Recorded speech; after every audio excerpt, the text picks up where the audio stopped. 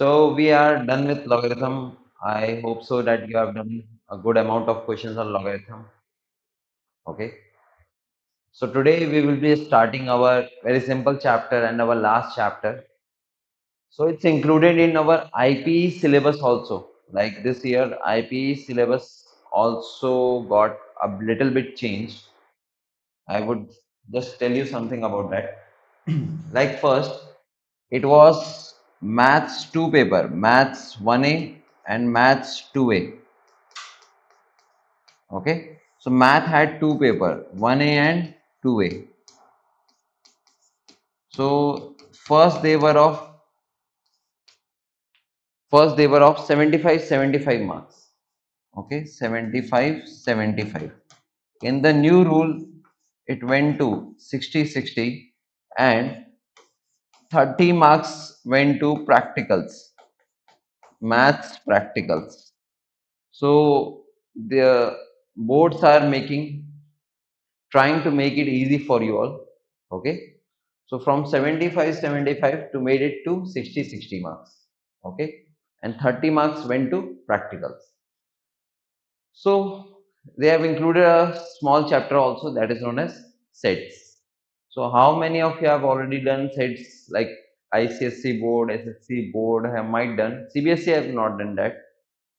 IB also have done that. Yeah, correct.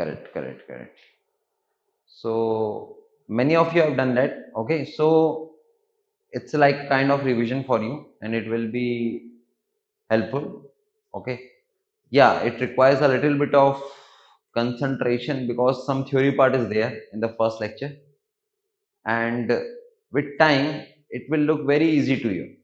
Okay, so sets, what is the sets? Let's start it. It's already time now. So let's start with its definition. What is sets?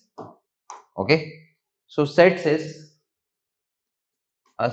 is well defined collection of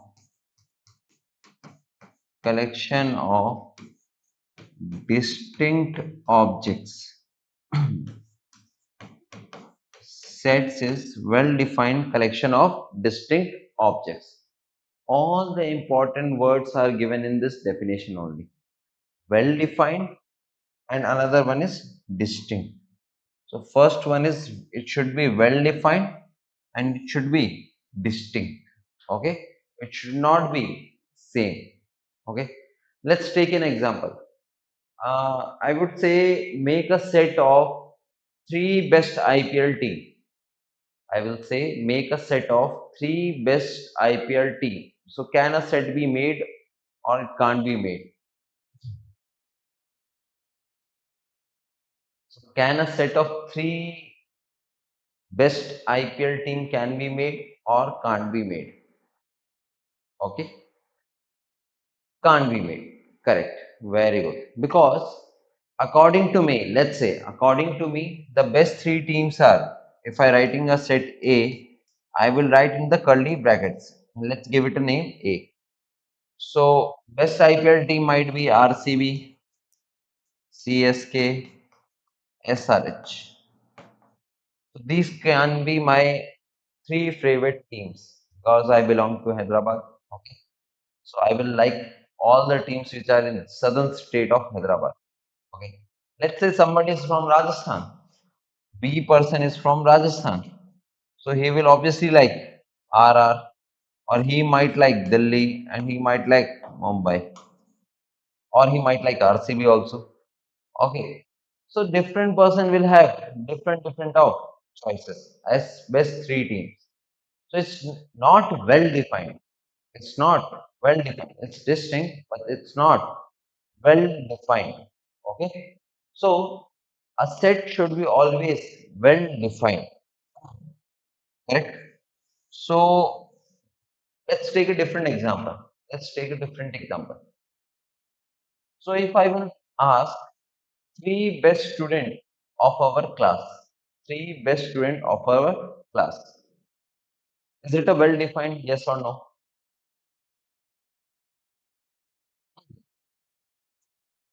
Some are saying yes, some are saying no. Again, it's not a well defined. Three best student. Best in what? Like a person might be bad in mathematics, but he might be good in physics, or he might be good in chemistry, or he might be not good in any of the subjects, but he's a well mannered student. He's trying hard. So I will call him a good student only. Okay. So there can be, this is again not well defined. But let's say I will ask you, make a set of three students who scored best marks in CBC 1 exam. Okay. So I can take that as a set because there this now it's well defined that we have to take only three students who got best marks in CBC 1. So I think so it's clear now that a set should be well defined. Okay, a set should be well defined. Okay. Now let's come to representation of set. This was definition. Representation of set. Okay, set can be represented in two ways. Set can be represented in two ways. First method is set builder form. First one is set builder form. Set builder form means what we have already done. Let's say we have taken three IPL teams. Okay, so I will say let's ask make a set of four teams that qualified for further round. That qualified for the further round. Okay, or so it will be what? It will be what? So first RCB is there, then SRH is there, then RR is there, and what was the fourth team which qualified? Yeah, GT, Gujarat Titans. Those are not knowing IPL. Okay, don't worry. I'm just taking random example here. So what we did, we write all the teams' name different. Okay. So let me take a different example. Make make set of all alphabets from,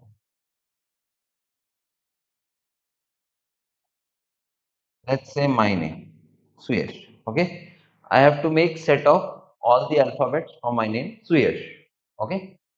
So let's make a set. So set, let's define the set as set A.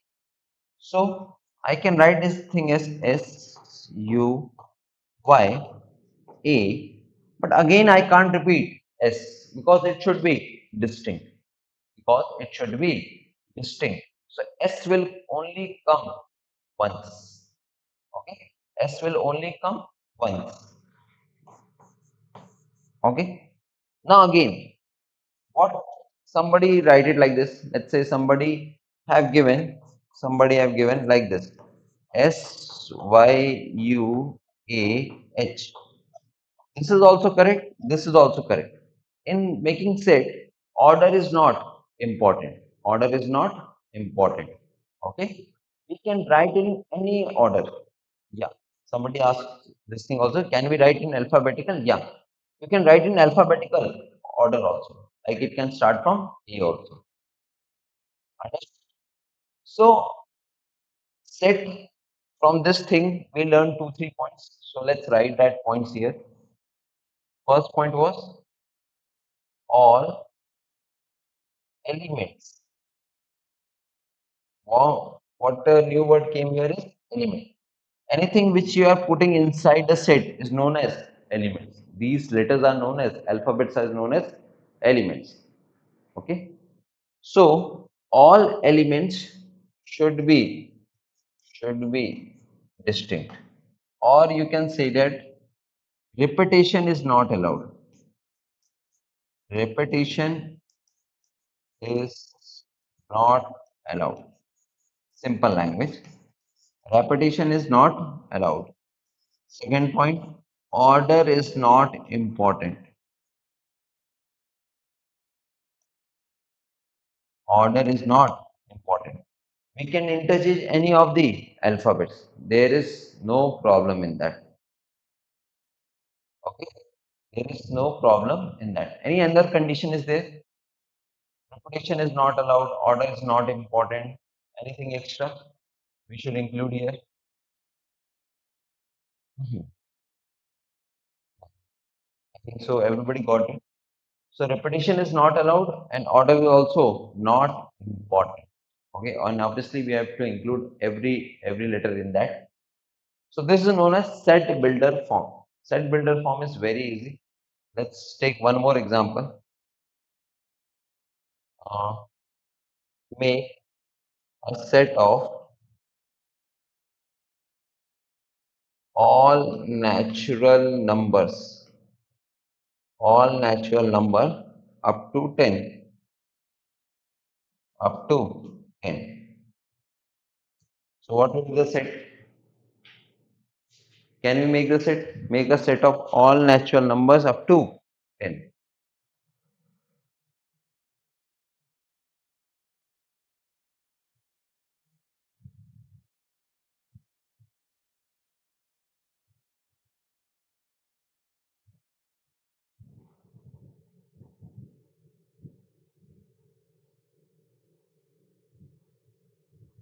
What will the answer for this?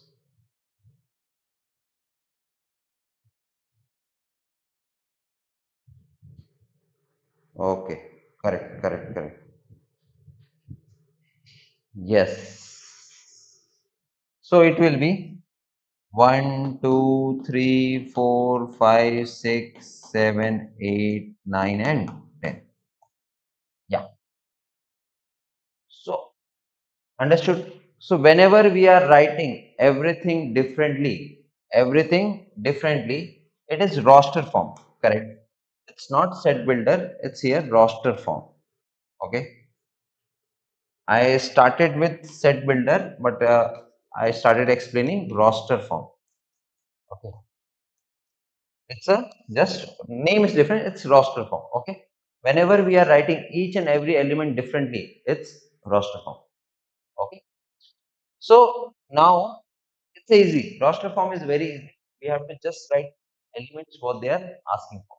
And we have to separate each element by a comma. Separate each element by a comma. So take a screenshot for this. I will move on to next one.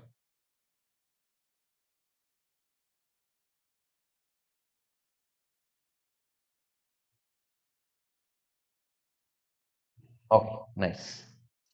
So next one is set builder form.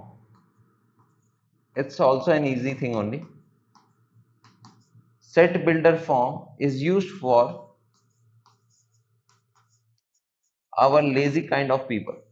Lazy kind of people. Because let's say somebody said write all the numbers, natural numbers from 1 to 100. Okay. If somebody asks you, write all the natural numbers from 1 to 100. So if you write in roster form, it will be 1, comma 2, comma 3, comma 4, comma up to what? 100. Will be a big task. So we use set builder form. So I will write a equal to x, then I will write colon. Colon means such that x belongs to integer. X belongs to integer, or you can say x belongs to natural numbers. X belongs to natural numbers, and x is less than or equal to 100 or greater or equal to. So what we are writing, we are just writing x there, then colon. Colon means such that x has two conditions. It should be a natural number and it should be between 1 to 100. We write this thing or we write this thing, both are same. Let's take up to 10 only. Let's take up to 10 only. So it will be a given example. Okay. So we can do it up to 100, up to 1000, up to lakh, anything like that. Okay. Yeah, somebody asking, yeah, doubt. What is your doubt, Pratyush? Can we use set builder form for large quantity of values? Yeah, obviously, Pratyush, it will be used for only large quantity of values, or it will be used in another chapters where curve is given. Okay, like a chapter will come area under the curve in class 12, area under the curve. In that, curve equation will be given in some kind of set builder form. Okay. So I think so it's very clear only set builder form. There is no issue in that. It's all definition here. Okay. 19, 100, 100. We'll write up to 100. If you are writing equality sign is there, then we'll write up to 100. Otherwise, if equality sign is not there, I will write up to 99. Okay. So let's move on. So set builder form is very easy. There is nothing to ponder about it. Okay. So let's write types of sets. Types of sets.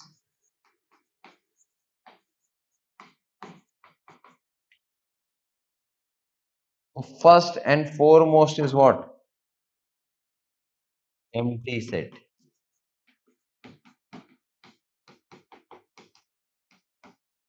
Empty set is denoted by empty set is denoted by phi. Empty sets are denoted by phi or open brackets with nothing written inside. Okay. There is a big misconception. Like students say, okay, phi is there, open brackets are there, empty brackets are there. So I am a over smart person. I will combine these two. And when they combine these two, it becomes a wrong type of set. This is not a empty set. This means that phi is written inside the set. So it became a singleton set. It will be known as singleton set. So second one is singleton set. What is singleton set? A set having only one element. Only one element. And this will be set having zero element. Yeah, none element. A set having zero element or none element. Okay. Singleton set. Very good. Next one is finite set. We all know what a finite word means. Finite set. Let's say we said four teams which qualified for qualifier. Okay. So that's a finite set. We said number from 1 to 10. It's a finite set. Okay. Which has a starting, which has a end. Okay. When we can count number of elements, when we can count number of elements. And fourth one is infinite set. I think so it's clear to everyone. Let's say we say 1 2 3 4 and dot dot dot, we leave up to like this. So this is a what? Infinite set. Okay. Okay, so this will be a infinite set. Yeah, this chapter is in JEE mains also. This chapter is in JEE advanced also. We will solve some JEE main question also. Okay, so it's an important thing. It's an important thing. Some students have already learned. I know that. Okay, those who have learned, uh, just wait for 1 2 class. It will, you can revise all the concepts here, and after that, the level of the questions will increase. Okay, so you will also learn many things new in that. It's not that you have learned in 10th. Obviously, you have learned quadratic in 10th also, but we move to a greater concepts, and in the offline classes, when the classes start, we'll go on to a next level also. Okay, so there is no end of learning. Okay, like say, uh, Students usually think, okay, I am at a good level now. There's nothing like a good level. You can be a better every day. You can be better every day. Okay, nice. So infinite set has infinite number of elements. Okay, nothing like that. Now comes equal sets. Equal sets. If two sets have same elements, they will be known as equal sets. Obviously, if two sets are having same element, like all the elements are same only, then it will be known as equal sets. Okay, there should be no confusion. Equal sets means if the two sets have all the elements as same. Okay, their order can be different. Order can be different. Okay, nice. So these are five kind of sets. From this, another point come cardinal number of a set.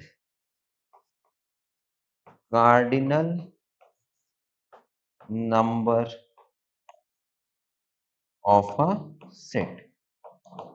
Cardinal number means number of elements in a set. Number of elements in a set. Let's say A is equal to 1, 2, 5, 7. Let's say. So n of A, this is known as cardinal number of A. Cardinal number of A. So cardinal number of A means how many elements it's having. So how many elements it's having? 4. Okay. Understood everyone? So cardinal number means how many elements it is having. Okay. So everybody understood? So cardinal number will be used again and again because when JE asks questions, it maximum like 80% of the time they will ask about the number of elements only. Okay, so cardinal number is important thing. Its definition is very simple: number of elements in a set.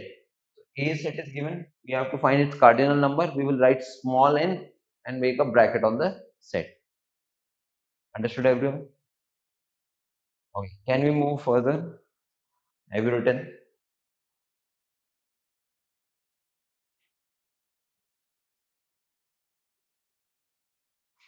Okay.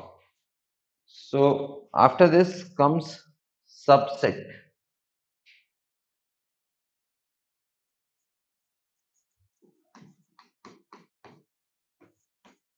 If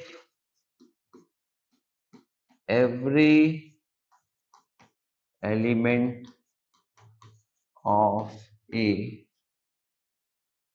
set A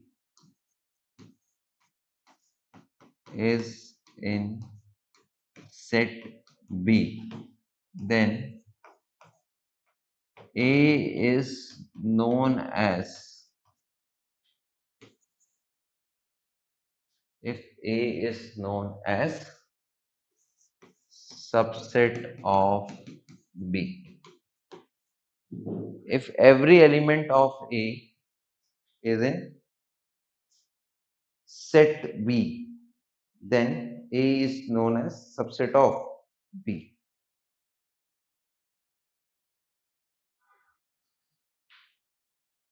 Understood?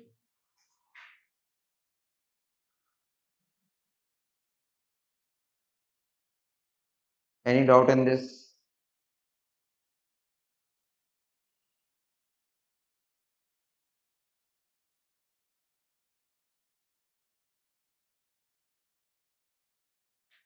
So A and B are two sets. If every element of A is an element of B, every element of A is in set B, okay, is an element of B, then it is known as subset. Okay, okay. So subsets you can say, okay, no problem in that. Okay, so It's a very simple thing. And how it's denoted? Its notation is like this. Its notation is like this. A is subset of B. If every element of set A is in set B, then A is known as subset of B. Okay? Then A is known as subset of B. Okay, okay, okay. So everybody has, okay, here I have done the spelling mistake. No problem.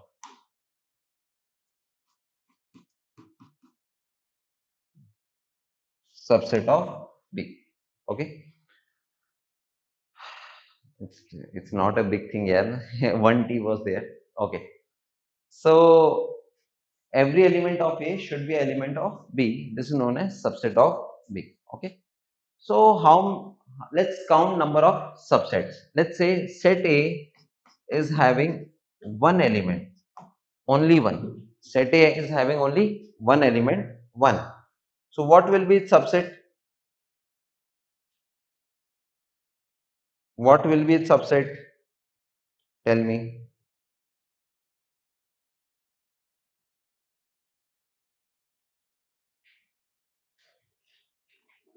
1 and 0. Very good. So subset of A will be what? Subset of A will be 1 and 5. 1 and 5. Okay. Let's say A is having two elements. A is having two elements. So what will be the subsets? A is having two elements. And subset of A will have four elements. Very good. What are the four elements? 1, 2, 1 comma 2 and 5. 1, 2, 1 comma 2 and 5. Correct? 1, 2, 1 comma 2 and 5. Anyone is having doubt in this? So we are making the least number of combination. We are making the least number of combination. Okay. So there should be no problem in that. 1, 2, 1 comma 2 and 5. Okay. So, but remember one thing. Remember one thing. There will be no brackets here. There will be no brackets here or here also. So these are known as subsets. Let's make for three things, three terms. So 1, 2, 3 elements. Okay, 1, 2 and 3. So what we will say, subset of A will be 1, 2, 3. So we took one individual element separately, correct? Then two elements, 1 comma 2, 2 comma 3, 3 comma 1. Then we will took all three elements, 1, 2 and 3. And what will the last element? 5. 5. So total will be 8. Total number of subset of A will be 8. Understood? Total number of subset will be equal to 8. And let's say I'm not asking you to find number of write all the subsets. I'm just asking you number of subsets for A equal to 1, 2, 3, 4. What will be the number of subset in this? 16. Okay, okay, very good. So you understood the pattern here. So when there was one element, it was 2 to the power 1. When there were two elements, it was 2 to the power 2. When there was three elements, it was 2 to the power 3. So when there are four elements, number of subset will be equal to 2 to the power 4. So answer will be 16. Exactly. Okay. For 5, it will become 2 to the power 5 Hitesh. Okay. So it will become 32. Okay. So take a screenshot. We will move further in this.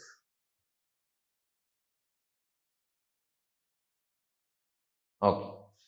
So if set A is having n element, so here comes our note point. If set is having n elements, then number of subset is equal to 2 to the power n. Then number of subset is equal to 2 to the power n. And this is a very important concept. A lot of questions came on this concept also. So we have to remember this concept. Got it, everyone? Please write this thing.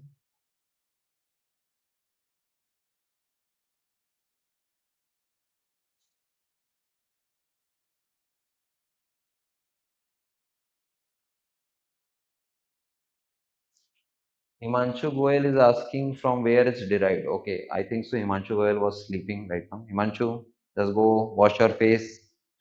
You will get to know from where it got derived. Were you sleeping? Say the truth. Then what we derived in the last 5 minutes? We did the derivation only, no? Counting 2 to the power 1, 2 to the power 2, 2 to the power 3. Yeah, very good. Now you understood, na? Okay. So let's do a problem. Let's do a problem. If two finite sets have m and n elements, if two finite sets have m and l elements, okay, and they are saying that the number of subsets the number of subsets of first set first set is first set is 112 more than the number of subsets of second one. Okay, then find values of m and n. Then find values of m and n. Okay, so let's try this question once.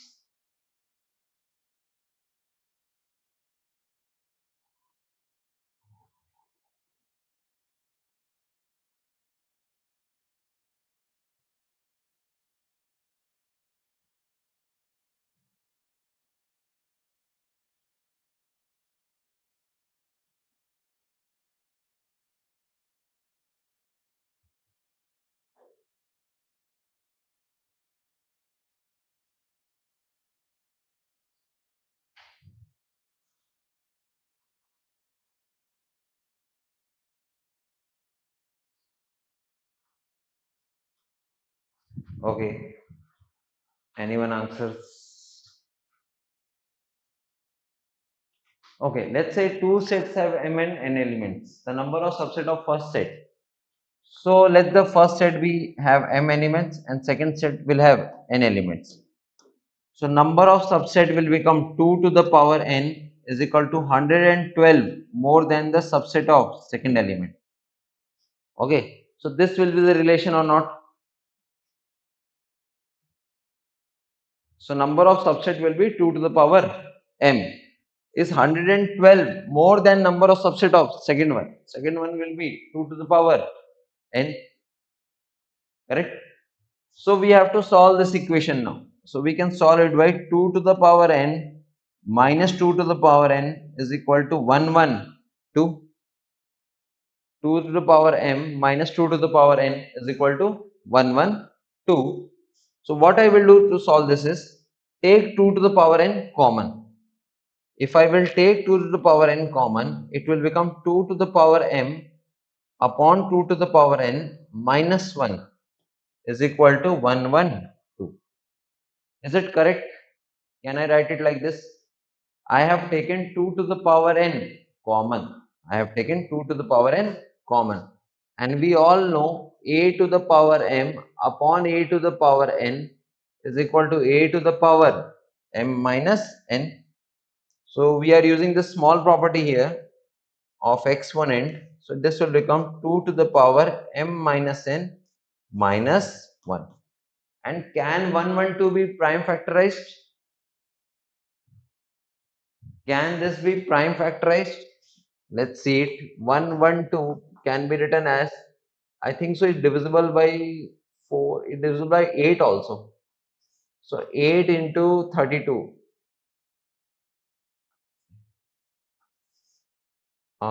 It's correct or not? 8 into 18, no. 112. Let's prime factorize it, 112. So 8 is divisible, so 1 and 14. So 16 into 7. Okay, 16 into 7. That is 2 to the power 4 into 7 to the power 1. 16 into 7. Correct. So this will be 16 into 7. As you can see, we can compare, this will be 16 and this will be equal to 7 because it can't be further simplified. So what we got from this is 2 to the power n equal to 16. So n equal to how much? 4. And next thing what we got here is 2 to the power m minus n minus 1 equal to 7. 2 to the power m minus n is equal to 8. So m minus n is equal to 3. Correct? So n we got as 4. So m value will be equal to 7. So we got m as 7 and n as 4. So it's a very good question. Okay. Third step. Okay. Third step, see, we are taking 2 to the power n common. Or if you are not comfortable this, some students can't understand how to take common. It's a very common basic error which they are doing. So you can do it like this: multiply by 2 to the power n and divide by 2 to the power n. Can we do it like this? Multiply by 2 to the power n, divide by 2 to the power n. So you can see it here, 2 to the power n, 2 to the power n will get cancelled. So this way we have taken this common. Now I think so it's understandable.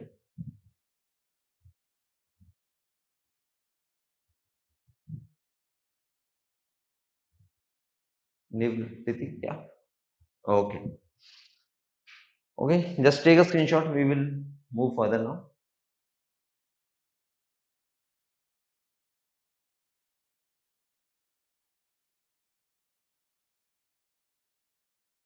Okay, let's move now. So we have done subsets. Okay. No, we can't take common. Some saying is we can take 2 to the power. We can't. These are very high level of maths here. We can't do it like this. Somebody has written like this. That 2 to the power m minus 2 to the power n is equal to 112 here. So what they are writing, 2 to the power m minus n is equal to 112. This is not done here. You know? Newton will die again and Galileo will never take a birth again after seeing these things. Okay. So next are operation on sets. Operations on sets. Very easy things. First one is union. First one is union. It's represented by obviously U. First one is union.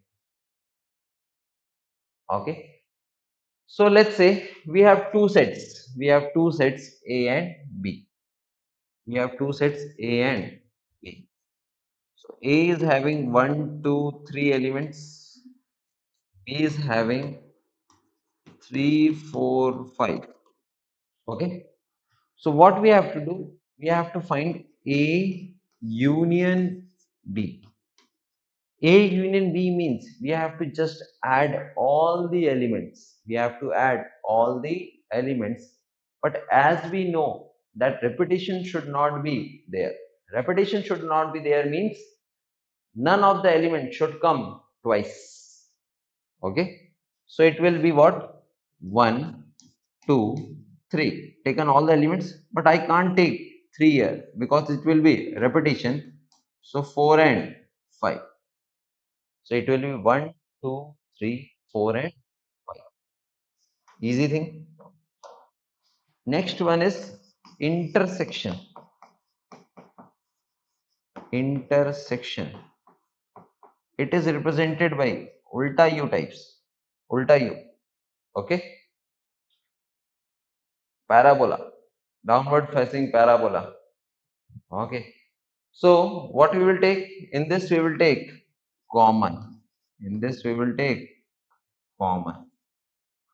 So if I will ask you what is A intersection B now? A is this thing only, B is this thing. So what is A intersection B? What is common in these two?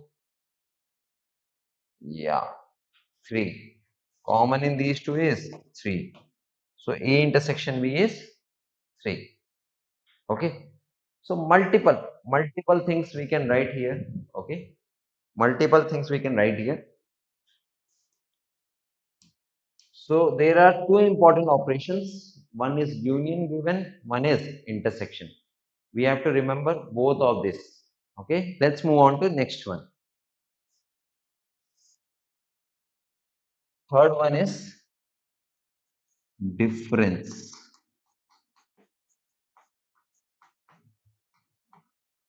Obviously, it will be represented by minus. Difference here is represented by minus. Okay, so how to write difference of set? A minus B. A minus B. And another one can be B minus A. A minus B or B minus A. Two things can be there. Now listen carefully. A minus B means we have to remove all the element of B from A. We have to remove all the element of B from A. A minus B is not like that. What is the wrong thing? What is the wrong thing? That write A minus B 1, 2, 3, 3, 3 gone, minus 4, minus 5. This is wrong. This is wrong. A minus B is not simple subtraction here. A minus B means we are removing all the elements of B from A.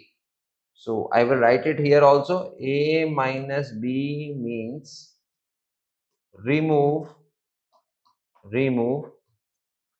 all elements of B, all elements of B from A. All elements of B from A. We are removing all the elements of B from A. So what is B minus A means? B minus A will means we are removing all the element of A from B. So obviously 3 is common, so we will remove 3, and 4 and 5 are not there, so we can't remove them. Okay. So what is left? What is left? Only 1 and 2.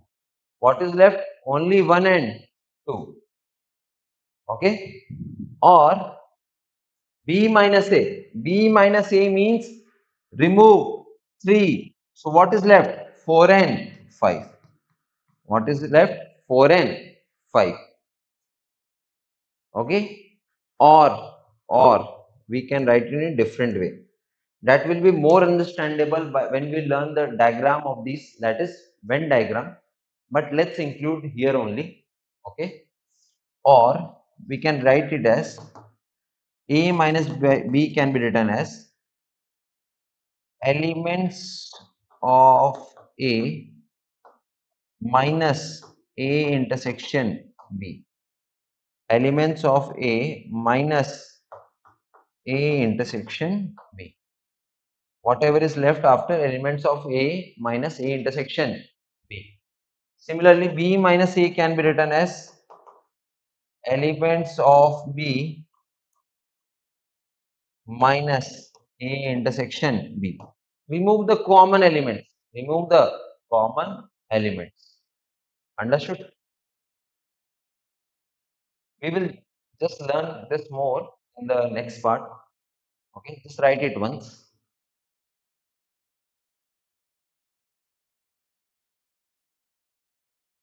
Done, everyone? Okay. Let's move further. Now comes symmetric difference. Sorry, fourth one.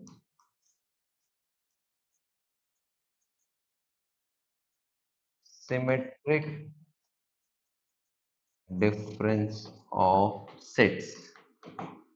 Symmetric difference means when we are adding A minus B to B minus A, this is known as symmetric difference. A minus B union B minus A, and it's represented by A delta B. It's represented by A delta B. Okay. So we are doing A minus B union B minus A. A minus B union B minus A. Next thing is complement of a set. Okay, for that, let's start with Venn diagram. And diagrammatically when I will show you, you will learn this thing better. Okay. So let's start with Venn diagram. Please write the symmetric difference of sets. Then let's start Venn diagram.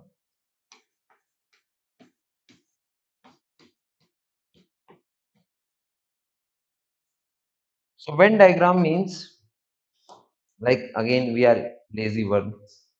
So we want to make diagram of everything so that it can be easily visualize what we are trying to say. Let's say we are having some boys in the class and some girls in the class. Okay, so we can make a set of the boys and we can make a set of girls also. That's a very easy thing, nothing common in that. But let's say we have to make a set of all the students who write with, let's say, ball pen, or we say with gel pen, or we can say with ink pen. Okay, three kind of pen, four kind of pen, or somebody write with pencil. So sets can be many things, many conditions can be there. Okay, so let's start with very simple thing. Mm, some students, let's say we gave two choices. How many of you play cricket? How many of you play badminton? Cricket and badminton. So we are saying that, let's say in our class, some students might be liking cricket and some student might be liking badminton. These are set of cricket ones and these are set of badminton ones. Okay, obviously there will be many conditions. Like, some will say, I only like cricket, I only like cricket. Some will say, I only like badminton, not cricket. Some student might say, I like both, I like both. And some will say that I don't like anything, I don't like to play cricket also, and I don't like to play badminton also. There can be many kind of people, correct or not?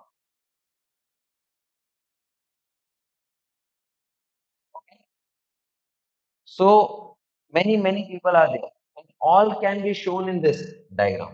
First thing, this box is known as universe. Universe. Like we say, for us, universe is what? For us, universe is what? This class is universe right now. This class is universe because we are talking about this class only. So this will be our universe. Let's say for our state CM, the universe will be like the full state here because we want development of all the people of the state. And when you are at home, your universe will be your family only because you are thinking about your family only, or you are taking data of your family only. Correct? So universe definition might change with a different event. So whenever we are taking a data of a particular thing, universe will be that only. Okay. Now comes set A. So let's say in our class, 400 students are there right now. In our class, 400 students are there. Okay. There are more obviously, but I'm taking some random number. Let's take 700. How many students are there right now? 700. Okay. So we did a survey and we got to know that 500 people will like cricket. 500 will like cricket. 100 only liking badminton. 100 only liking badminton. So how many left? Can you tell how many left?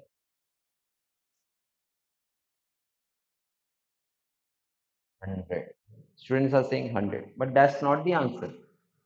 That's not the answer. Maximum can be 100. Maximum can be 100. I will take you example. I will take you example. Let's say, let's say I took a survey. First 500 people said cricket. Let's say first 500 people said cricket. In that only, 99 said badminton also. Okay, just try to understand. Try to understand. In 700 people, first 500 said cricket. In that 500 only, 99 said badminton also. So how many left? 200 left, and only one said only badminton. So how many didn't like both? 199. Okay, 199. So there can be many much scenarios. We can't directly jump to that. Okay, for that, this part is known as liking both cricket and badminton. So obviously, let's name this as set A for proper formula making. This as set B. So this part is known as A intersection B. This part is known as A intersection B. Common part. Common part is known as A intersection B. Okay. This part is known as only A. This part will be known as only A. This part will be known as only B, because there is no part of A. So only B. Okay. This is known as only A, and this part is known as A intersection B. This part is known as only B. So, what we have learned here is whenever we are making a set, let's say whenever we are making a set, this is set A, this is set B. This part is the common part, which is known as A intersection B. This part is this dotted part is only B, only B. There is no inclusion of A there, and this part, this yellow part will be known as only A, and the whole thing, whole thing combined will be known as A union B. Whole thing combined is known as A union B. Yes, Salman Khan and Shalin. I'm explaining this again. Okay. So whole thing is known as A union B. So let's start with the first example we started today. Our day is that we took A set as 1 comma 2 comma 3 and B set as 3 comma 4 comma 5. Okay. So let's say we are making a Venn diagram here. A set and B set. This is A set. This is B set. Okay. So we will just put all the values here and we will define what was A union B, A intersection B. So we have already written A values were 1, 2, 3, 4, 5. Okay. So if we can see what was A union B, 1, 2, 3, 4, 5, all the values. So all this region will be known as A union B. Correct? Full region will be known as A union B. This 1 comma 2, 1 comma 2. If you will remember, if you remember this thing, 1 comma 2 was what? A minus B. We are removing B from the elements of A. So here it is known as A minus B, or this is known as only A, or this is known as A minus A intersection B. A minus A intersection B. Correct? Remove all the elements of A intersection B from A. Okay. Similarly, this region, let's mark it by different color. This region was B minus A, or this can be known as only B, or this can be known as B minus A intersection B. Okay. So these were the all things which we learned today. Okay. So tomorrow we will continue with all these things and we will see. Set is going easy only, I think so.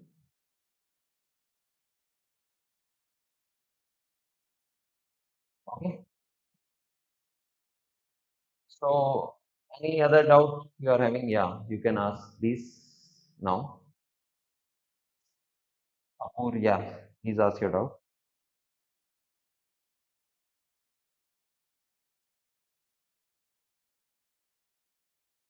Anybody want to ask something?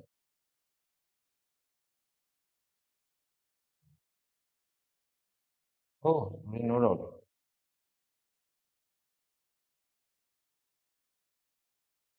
U means union here. Union means adding of two things. है ना? Like say if I'm adding 1 and 2, A and B. So 1, 2, 3, 4, 5. 3 will come twice, but I am removing 3 there. Okay. So no repetition will be there.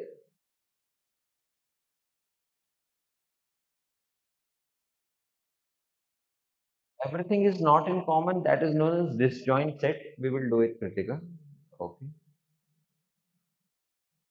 Yes, Naman, I can explain. Next class we will do. No, it will not be repeated. Any Apur. Varun Reddy is asking when is next holiday. You can take any day's holiday for you. Don't come to class. When college will start, I think so. Next Monday, college is starting. Prajwal Sai, read the message. What message, Prajwal? No, no, it will not be repeated again. You have to watch it from YouTube channel only, I think so. Superset. Yeah, we will do superset. It's not important. That's why I'm not doing it first. It's all definition thing, project. Superset, proper subset. We will do it later. How to write a subset of a set. Very good. Charit, you can visit the video again. Infinity subset is infinity only. Yeah.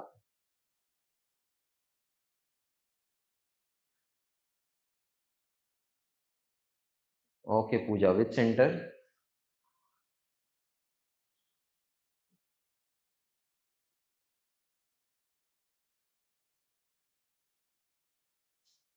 Okay, okay. Nice. Okay, so we will meet tomorrow then. Revise everything. Okay. Chalo. Bye everyone. Good morning, everyone. Myself, Avinash Mutha, once again. I hope you all are fine, having a very pleasant morning. Today we are going to start a new chapter, laws of motion, or better we can call it Newton's laws of motion.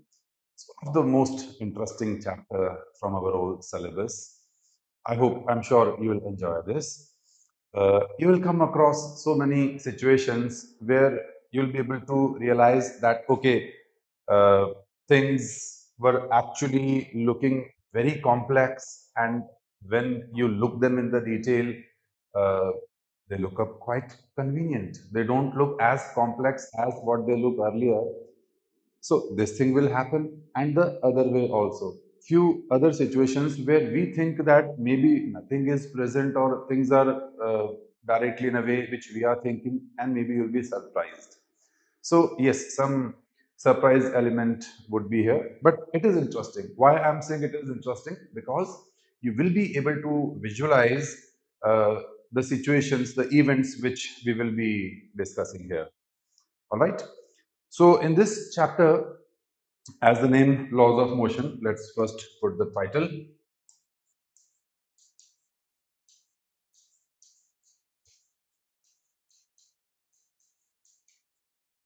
laws of motion.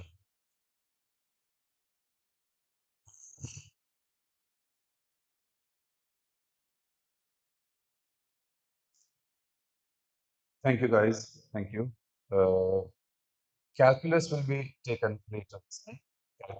Calculus won't be taken in this sequence. We will take the calculus when the proper classes begin. For that, we need more of interaction, so it will be better that. So, well, let's coming back to the topic, laws of motion.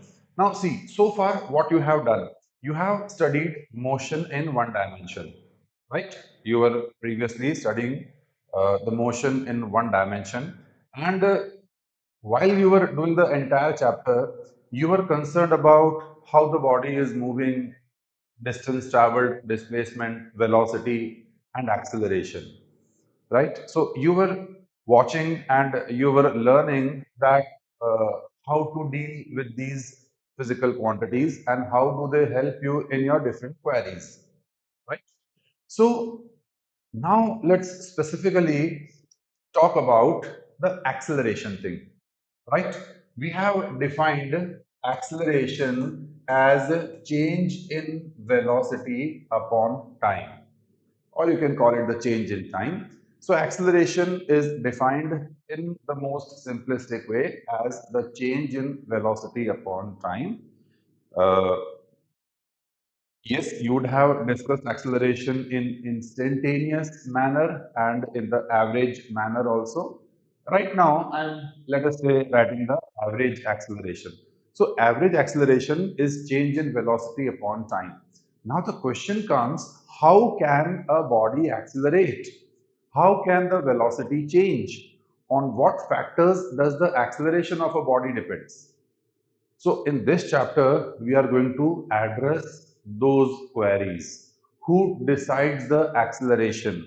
If you look at this formula, you might feel that acceleration is dependent on the velocity. Because when velocity changes, then you calculate the acceleration using delta v by t. But it won't be right to say that acceleration depends on velocity. Acceleration does not depend on velocity. Acceleration depends on the force exerted on a body. Okay, I'm sure all of you must be remembering the Newton's second law of motion. So from there, we know we get this equation F equals ma. If F is the force, m is the mass, a is the acceleration, then this is the relation between force, mass, and acceleration. So if I say a is F upon m, now you can see I have written two results for acceleration. One is delta V upon T and another is F upon M. So the first thing what you need to understand is that formula wise both expressions are correct. But if you need to understand that acceleration is dependent on whom, how is the acceleration decided? Who are the governing factors? For that thing, this first expression is not helpful because acceleration does not depend on velocity, it depends on the force exerted, right? So now first we have seen what the acceleration can do, and now we are going to learn that how acceleration can be produced, how force will show itself, manifest itself in terms of acceleration. And yes, not only acceleration, we will be dealing with those situations also where the forces are present but the bodies are still not moving. Suppose if I become standstill, if I freeze myself, uh, does it mean that no forces are acting on me? If I freeze myself, does it mean that the gravity has stopped exerting its force on me? No. I am standing on the floor, my shoes, my feet are on the floor. So, isn't the floor also pushing me all the time? Right? So, even if I'm still the forces are present. Gravity is present, the floor is present, some fan is working, so a little breeze, a little force from the air is also coming on me. So yes, this is also possible that the forces are present, but still the body is not accelerating. Okay, we call such a situation as equilibrium, and we will see that actually in those situations the net forces are zero. The net forces will be zero, but the individual forces will still continue to act in the same way. Got it? So this is what we are going to do in this chapter. See how the forces behave. Just a moment.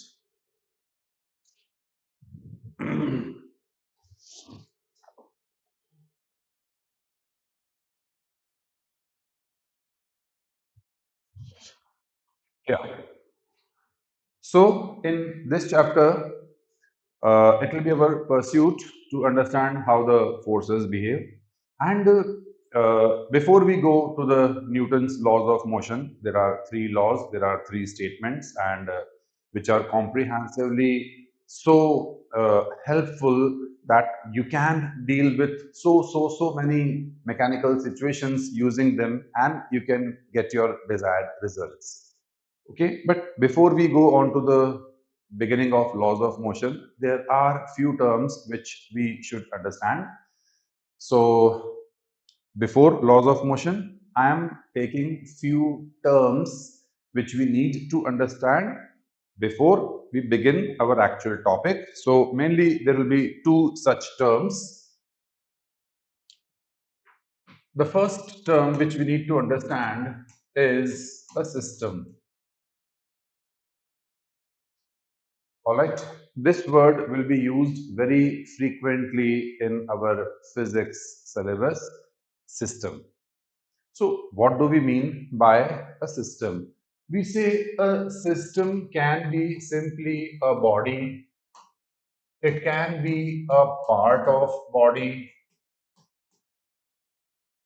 or it can be a set of bodies also under consideration.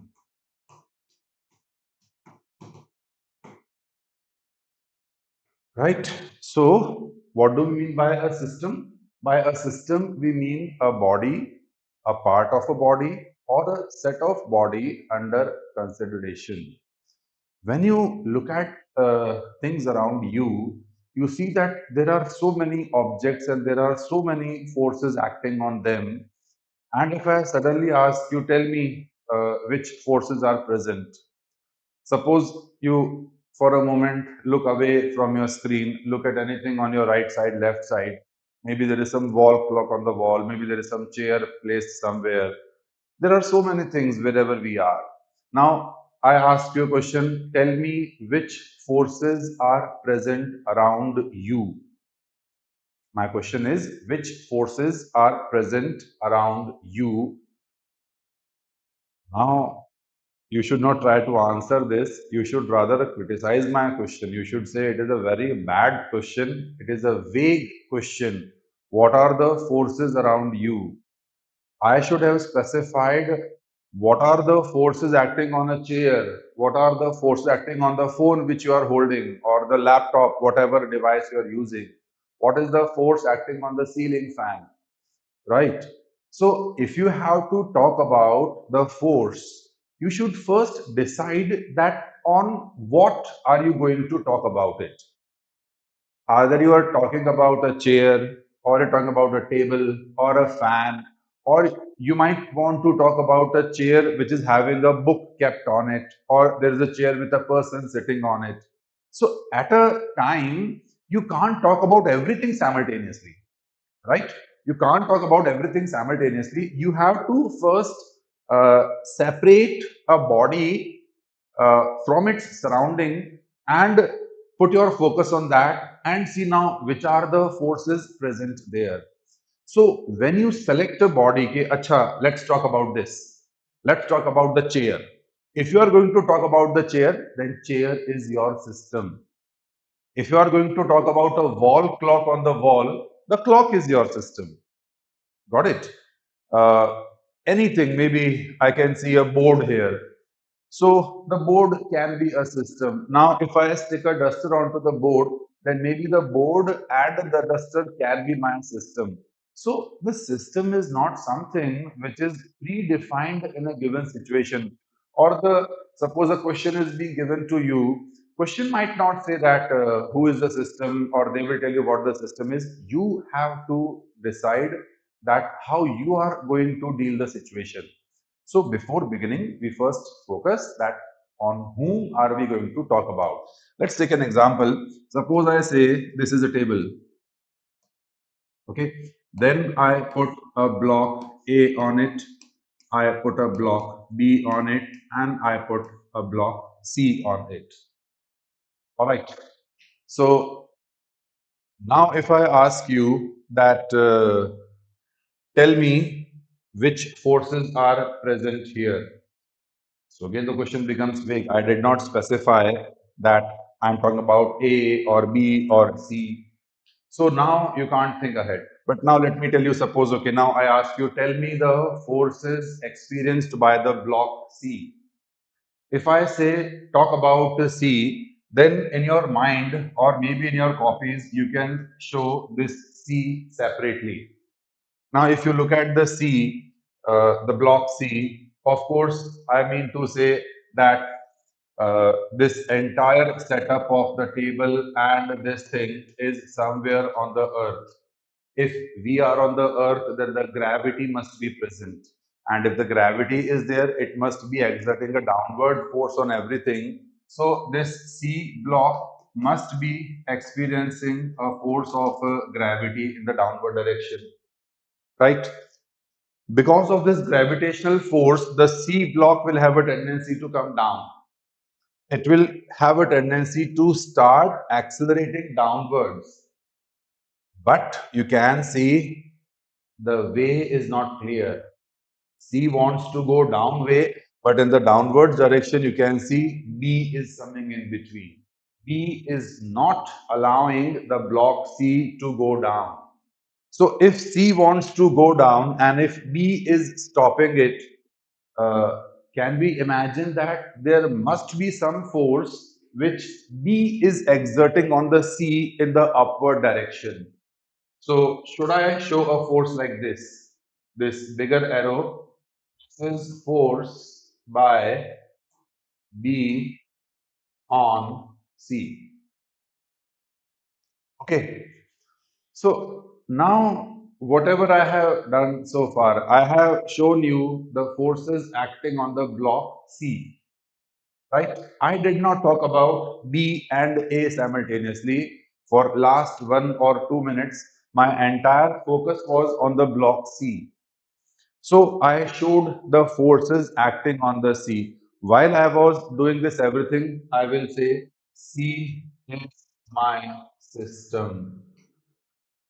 So please don't get confused or don't think it is some hi-fi sort of word. System is used for that body on which you are doing your calculation. Okay, that body on which you are going to focus at which forces are present. Would that be moving? Would that not be moving? So whatever you are talking about, that would be called as your system. So it is such a simple word. But yes, what we need to be clear here is that right now I said C is my system. If I wanted, I could have taken E plus C as my system also.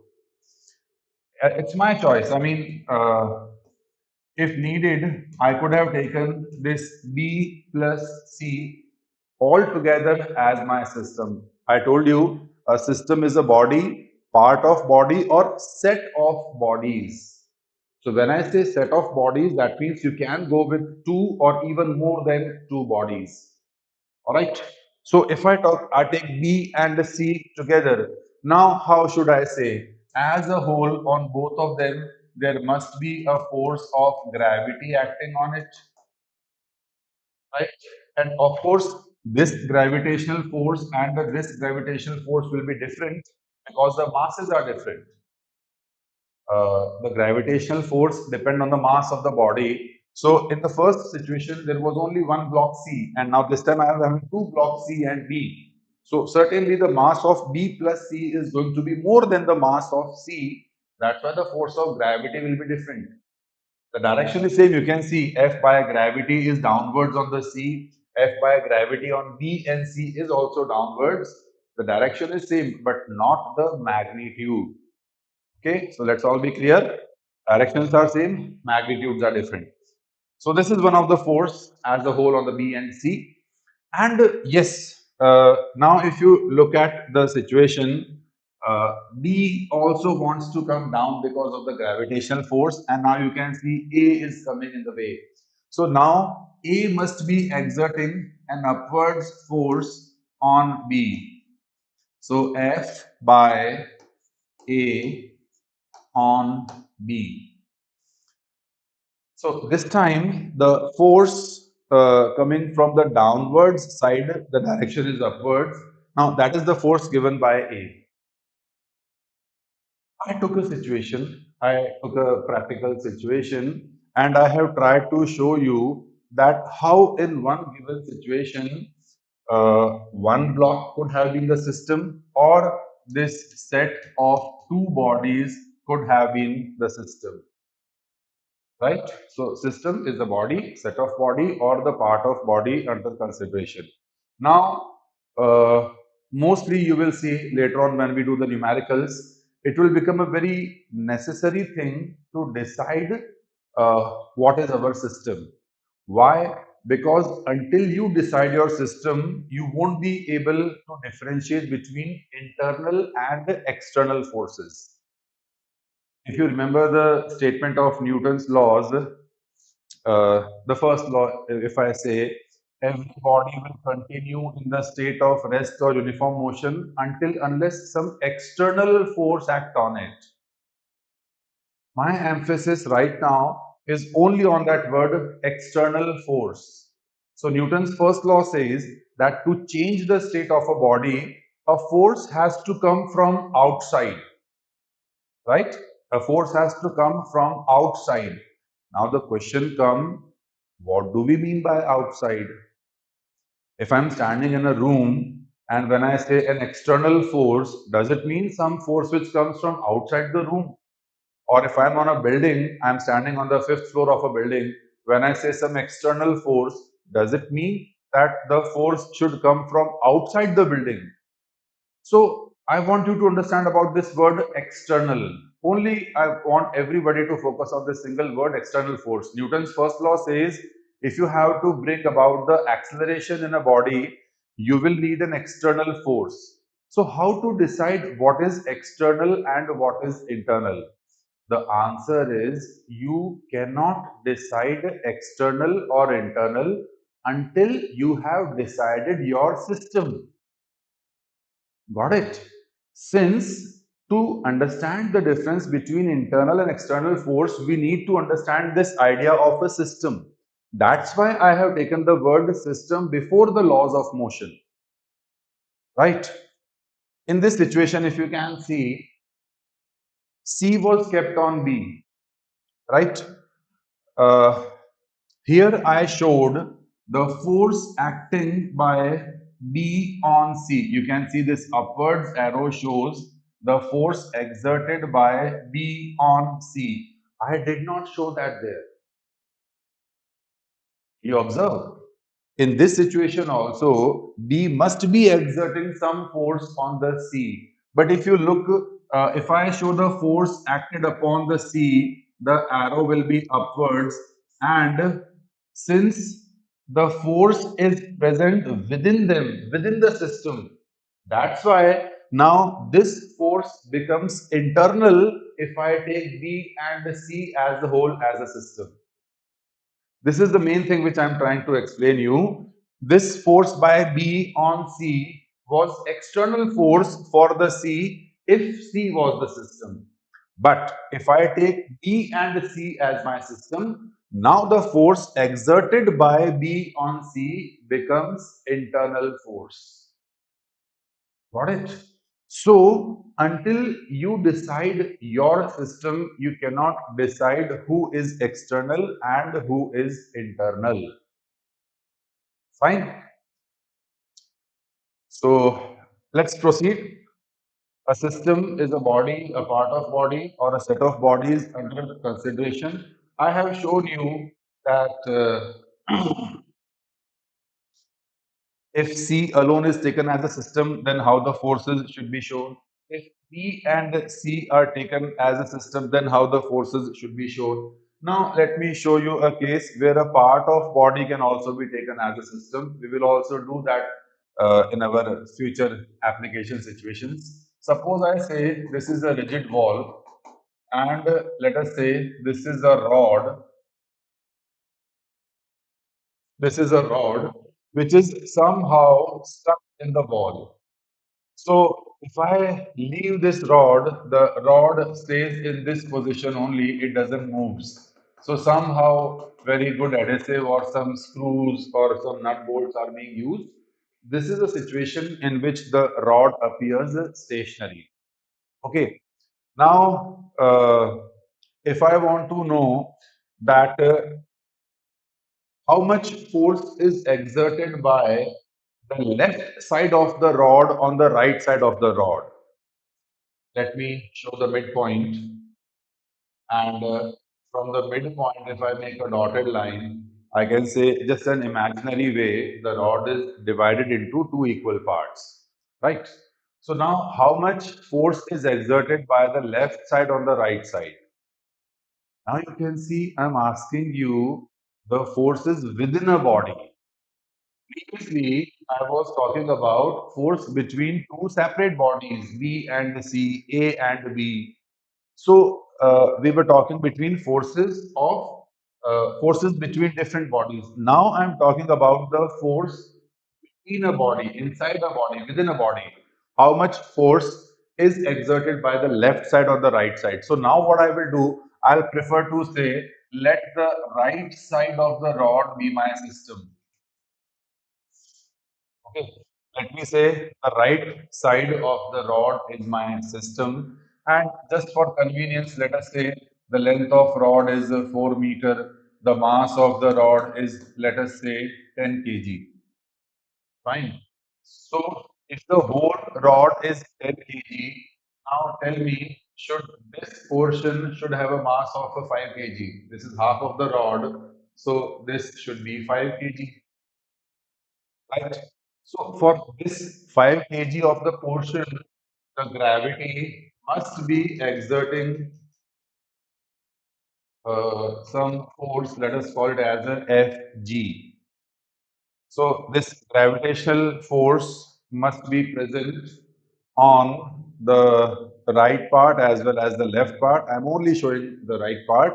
So the gravitational force is Fg. Uh, if only gravitational force was acting here, this half portion of the rod should have come down. It should have started showing some acceleration in the downward direction. But I told you in the beginning that the rod is stationary, it is not moving at all. If the rod is not moving, then tell me one thing, isn't it a necessity that there must be one force which is acting in the upwards direction which is capable to cancel this? Because if this force was not cancelled, how can the body stay wherever it is? Right? If a body is acted upon by unbalanced force. When I say unbalanced force, that means when two opposite forces are not equal. If this is a marker, I exert the equal force from two sides, it will stay at rest. But if one of the force starts becoming bigger, it will start shifting on that side. Got it? So in this case, the rod was stationary. Should I say that the left part of the rod must be exerting some force F in the upward direction? even I don't know the mechanism that how left part of the rod can exert a force on the right part. I may not understand the mechanism of that force, but still from the observation only, still just by looking at the situation, I'm very sure that there must be one force which is acted by the left part on the right part, and it must be having upward direction. So this upward force is F by left part of rod on the right part of rod.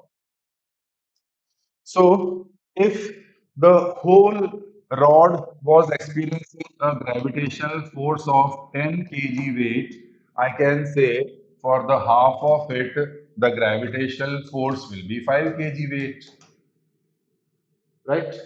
And of course, since the half portion of the rod is in equilibrium, I can say even the force by the left end of the rod should also be 5 kg in the upward direction.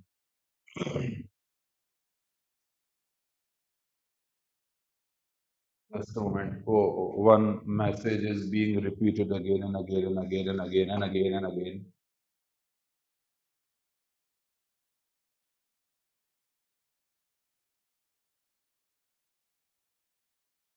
Himanshu, you are expecting that the normal should be towards the right. Okay. If you think that there should be a right side force also, someone is saying that on the junction point there should be a force which is on the right side also. Now, my question is, how are you sure that it is right or left? Number one. Number two, whether is it left or right, whether it is the left or right, let me take any direction. Suppose I say there is one force exerted in the right direction also. So in this situation, shouldn't the rod be accelerating in the right side? If there is one single force on the right side on the body, then in that situation, shouldn't the rod be accelerating on the right side? Since it is not accelerating on the right side, since there is no external force who is acting in the left or the right direction, that's why we can be sure that there won't be any other force. All right. And when it comes to the identification of these forces, making these forces, they will be taken exclusively once again. See, right now I'm only trying to explain you the word system. Got it? Uh, how to decide that whether these forces will be acting this way or that way? Acting is left. I'm not expecting even that these diagrams which I have made that you should be able to make. We have to learn these. This type of representation we call as a free body diagram. This we will learn later. Maybe tomorrow we will come on to that. Then I'll give you a proper description of the statements that when you have to show all the forces and how you have to proceed. Right now, we are only trying to understand this word system. Okay, so let's restrict ourselves till that. So what is a system? A body, a part of body, and a set of body under consideration. You decide your system by showing some outlines, and if some force is coming from outside, then we'll call it the external force. If the force is present inside the system, then we call it the internal force. For example, in this situation, the rod case which I took in the last, if I take the half of the rod as my system, in that case, this force is external. But if would I have taken the whole rod as my system, then the same force would have been internal. All right. So we have to be very clear in identifying whether a force is external or internal, and that clarity can only come when you have defined your system clearly. Okay. So I hope we are now understanding this term system. Now let's come on to the second term, before starting the laws of motion, and that is called as the frame of reference.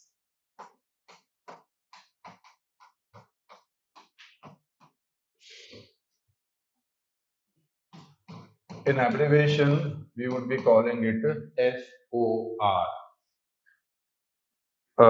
Maybe you would have discussed this term frame of reference during motion in a straight line also, because partly we need the idea of reference while we discuss motion.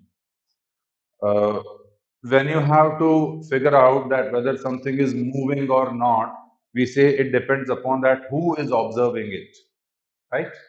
If suppose 10 people are traveling in a bus and if the bus is moving, then the passengers, if they see each other, they will say, we are at rest, nobody is moving.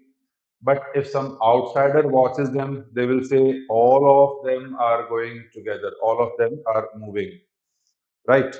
So, depending upon who is the observer, your observations will change. And when I say who is the observer, I actually intend to say where is the observer situated. So, the idea of frame of reference is actually trying to explain or trying to highlight that situation, that your own situation when you are observing something will have the impact on what you are going to observe.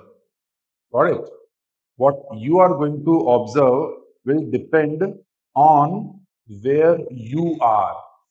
If right now I'm standing here in the room, I see everything around me at rest. The chairs, the cameras, the screen, fan, everything is at rest.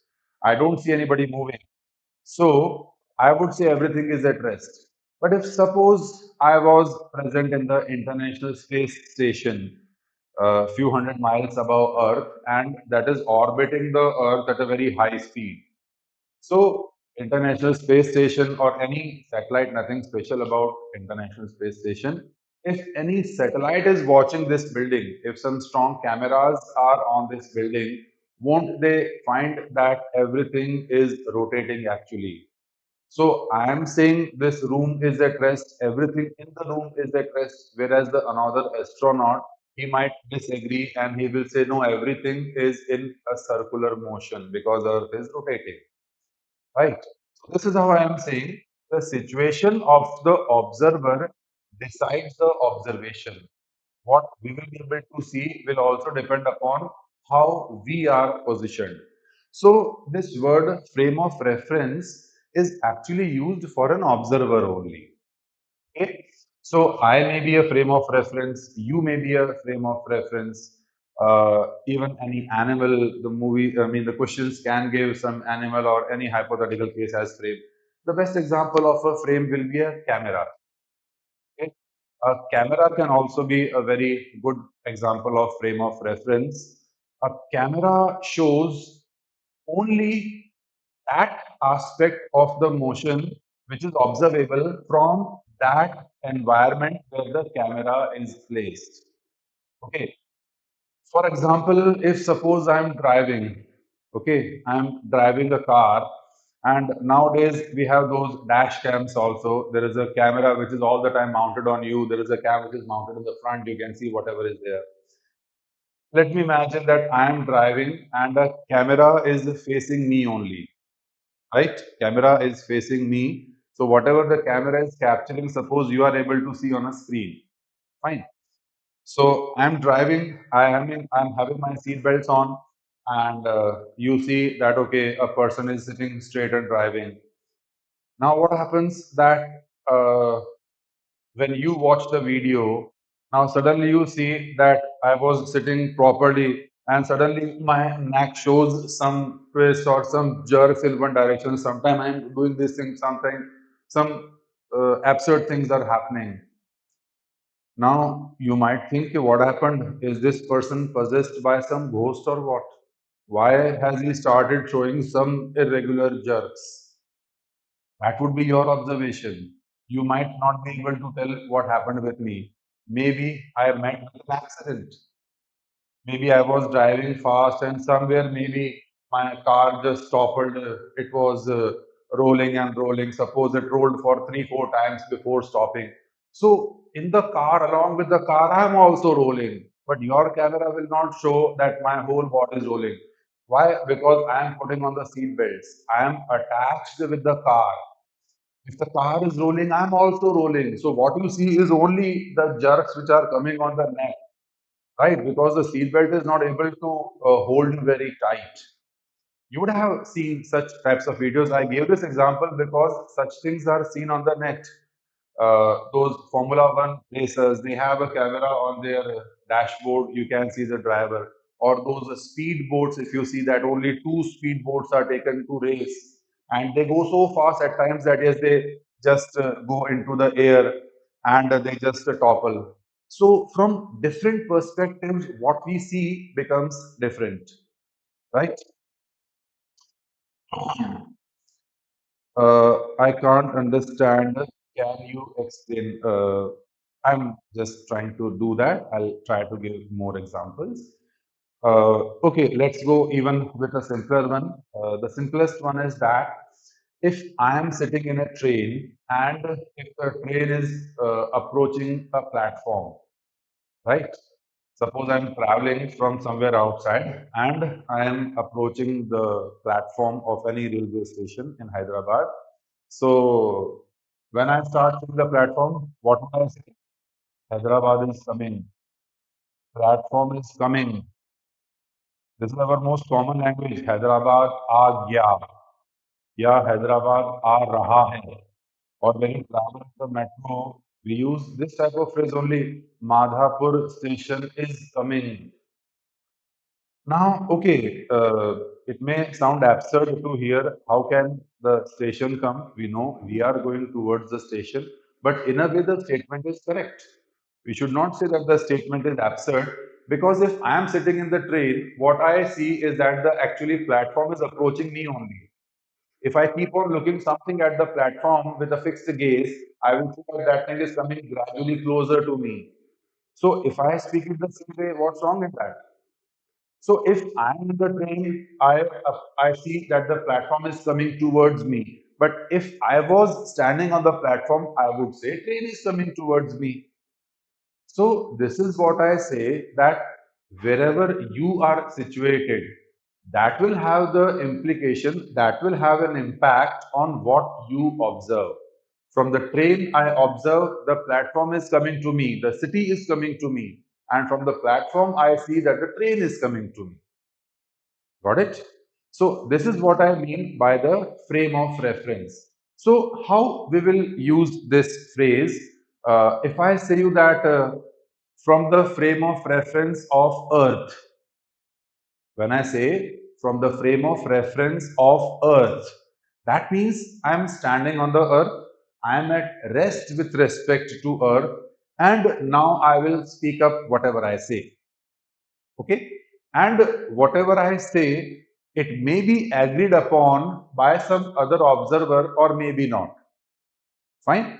For example, if I say I am in the earth's frame of reference or in the ground frame of reference, we use this word also, earth or the ground frame of reference. So tell me, if I am standing on the earth at a point and suppose I am standing for whole day, won't I see sun rising, sun moving along the sky, and in the evening, sun setting in the opposite direction? So, from the Earth's frame of reference, I see sun rises and the sun sets. From the Earth's frame, just by looking at the sun, I cannot have the insight that no, it is not the sun which is moving, it is the Earth which is rotating. Not at all. You can't observe that. Whenever we were told for the first time that the Earth is rotating about its axis, which causes day and night, the moment this thing was told to us, we would start try to observe that can we feel the rotation. Remember, it must also have happened with you also. And for the first time, you were told that the Earth is rotating. It never came in our physical experience.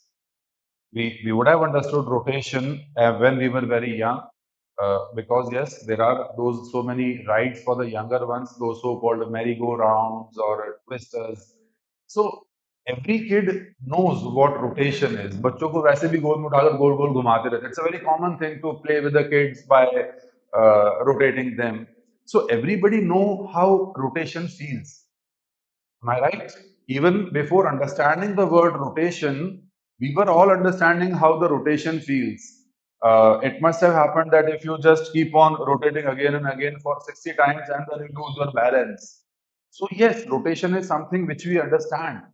But when our teacher or our parents, I don't know who told us you for the first time that the earth is rotating, when this thing came to your mind for the first time and you start observing कि क्या सही में earth घूम रही है क्या?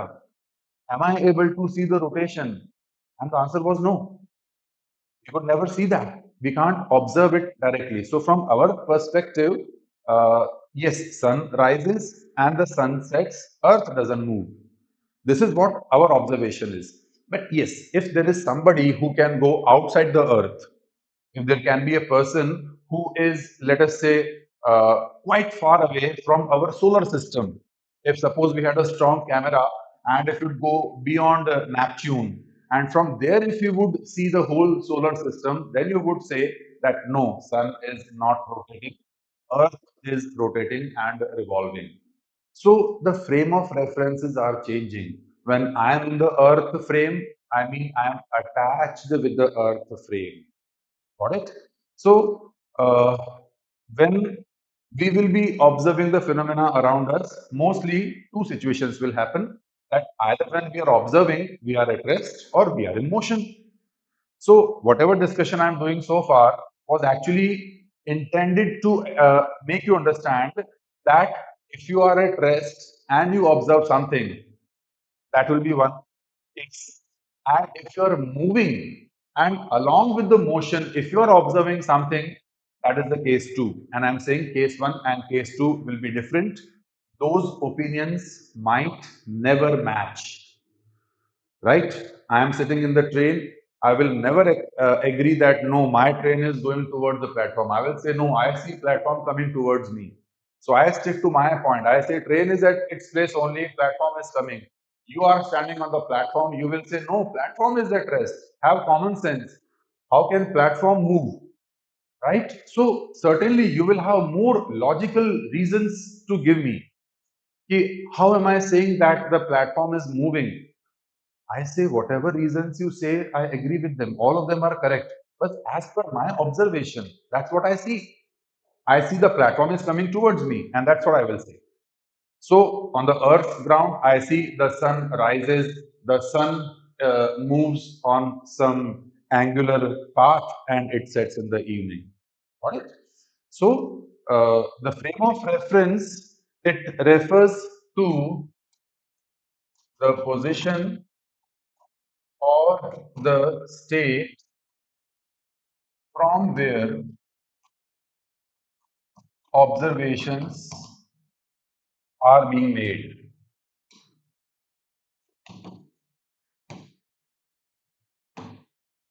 Okay, a frame of reference refers to the position or the state from where observations are being made.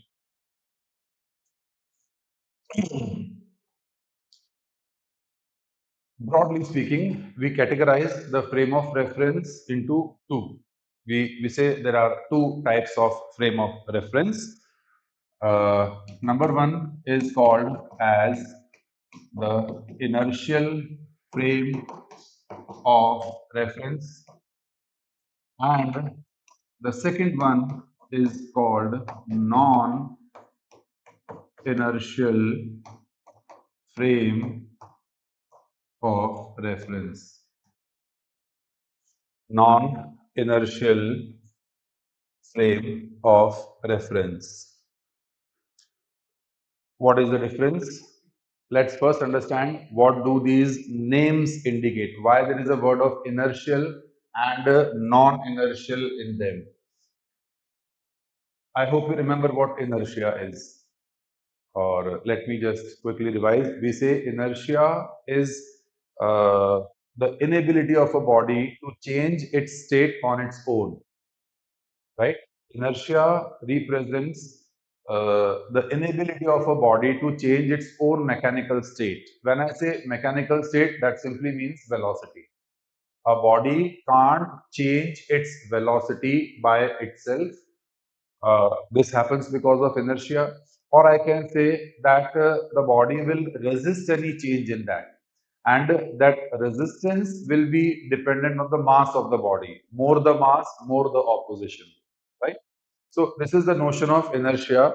I'm sure we would have just read something about it. And right now also we don't need very idea about that. Inertia means a body at rest will stay at rest. A body in motion will stay in uniform motion until external force comes. Okay. So this is what we understand from inertia. So if you are into a situation, if you are into a situation where you feel that the things going around you, they are following the idea of inertia. Whatever we have understood about the inertia, if you see that thing being fulfilled in a certain region, you will say it is the inertial frame of reference. Now, what do I mean? I mean to say that, okay, see, I put a pen on my hand, and as long as nobody disturbs it, the pen stays at rest. Why? Because of inertia. Fine. Also, I can say that if I drop the pen, it can show a free fall. And now, why does it start falling? Because the gravitational force is coming into action. As long as I am holding it, I exert the equal opposite force to not let it go down. So right now, I am cancelling the gravitational force. When I'm holding the pen, my finger and the thumb combiningly are responsible to give a force which is equal to the force of gravity. So right now, the force on the pen is zero. The pen is not moving. But the moment I lose my grip, pen starts falling down. But it falls down in a straight line, right? Why? Because the force was vertically downwards. So everything seems fair. Yes, that's what should happen as per the idea of inertia. As long as you don't disturb it, it stays there. And if you drop it, it starts going towards the force exerted. So this is fine. We say this is the case of inertial frame of reference. But if suppose this thing happens, just take a track of the situations. Suppose you can see my right hand is this position and here is my left hand. This is my left hand, right? You can see. So they are not in the same vertical line, you can see. Do you expect that if I drop the pen, it will fall in my left hand? Do we expect this thing to happen? I'm simply going to drop it. If I drop it, do we expect that this pen, instead of going straight down, it will start moving on a curve and fall into my left hand? No, right? And yes, we are right, correct. The pen should fall vertically down only, but but if suppose it happens, that if I drop the pen from here and instead of falling vertically down, if it starts coming into my left hand, if it starts moving on a curve and it falls on my left hand, it's disturbing. Isn't it? Isn't it disturbing that if you drop a pen, instead of going down, it's coming into your left hand? So, number one, you'll say it can't happen. It is not possible. It cannot happen. So, okay, for a moment, I agree with you. It doesn't happen. But I'm saying if it happens, will you lose your confidence in the phrase inertia? If this thing happen, then will we start saying कि यार inertia तो कुछ scam है. Inertia doesn't feel something real. As per the inertia, it should have gone towards the force, but it goes on a curve. So the first thing I want you to remember is that if you are in such a frame, if you are at such a location where you feel that inertia is not a valid idea, then you are in a non-inertial frame. Okay. And now let's take an example how this thing can happen. How if I drop a pen, it can fall into the other hand. I'll take a physical situation. I won't be able to demonstrate it, but I hope I'll be able to make you understand that how is it possible that I drop the pen at one point and instead of coming vertically down, it starts moving on a curve. Let's try to understand this. Let's imagine that this is a very big truck.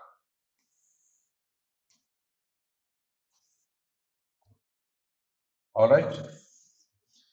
This is a very huge truck. And let me say, this is the point where I kept the pen initially. Initially. Okay. So the pen is at this location, and let's assume I'm only holding it. So I'm holding the pen in this location, and the truck is at rest right now. Okay. Now what happens? I just shout on the driver, start driving. And the moment I shout, he actually starts driving at a very fast speed. So what happens? The truck accelerates. The truck accelerates. Earlier it was at rest. Okay. So now if the truck was at rest, the pen was at rest, and if I drop the pen, it starts coming vertically down only, right? But what happens the moment I drop the pen? The truck starts accelerating. That means its speed starts increasing. So by the time this pen will be able to reach the floor of the truck, isn't it possible that maybe the truck would have reached this situation?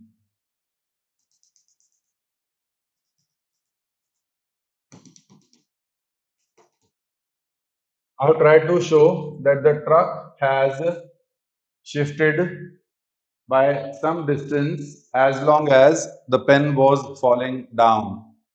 So now see, earlier when I showed the cabin of the truck, I showed the pen here and we were expecting the pen to fall almost here. But in fact, what happened now you see, this is the case. Let me change the color just to highlight that. Now the truck is in this location and the pen has landed here. It is almost the midpoint of the base of the truck, isn't it? So now tell me, starting from this point, it has actually landed on this point. If you were sitting outside, if you were sitting outside, you will speak the same language as I am speaking. I said that I dropped the pen, the truck started moving, and that's why the pen actually came down and the truck got shifted. But now tell me what a camera will show you if you mount the camera at this location inside the truck. Try to visualize this. I might not be able to show on the diagram. This now I would like you people to visualize in your minds that if there was a video camera placed there and if this incident was being shot uh, in the moving frames, how would the motion of the pen appear? Would that appear somewhat like this red arrow?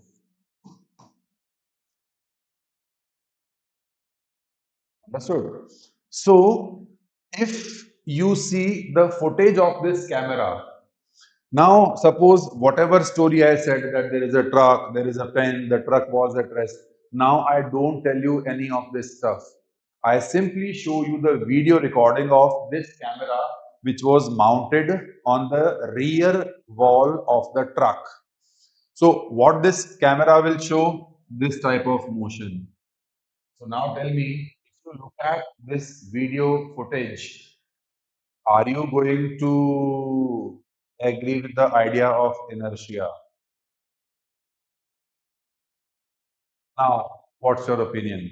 If you only see the camera from the truck, would you be able to say that the pen was falling vertically down, or would you say that the pen is falling on a curve?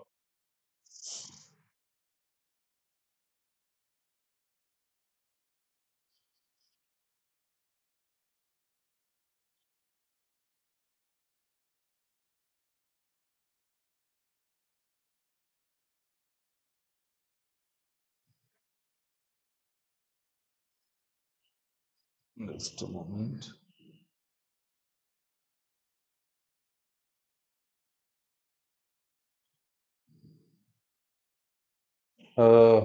Some of us feel it would be falling vertically down, some of feel it will be falling on a curve. See, actually, this thing comes in the category of an animation. So let me again, anyways, try. I said, let me show one diagram in which the pen is initially here. So if the pen was about to fall vertically, it should have landed on the point A, right? But what we see is that as long as the pen was falling, the truck also shifted, and by the time this pen reaches the floor, the truck has already moved ahead.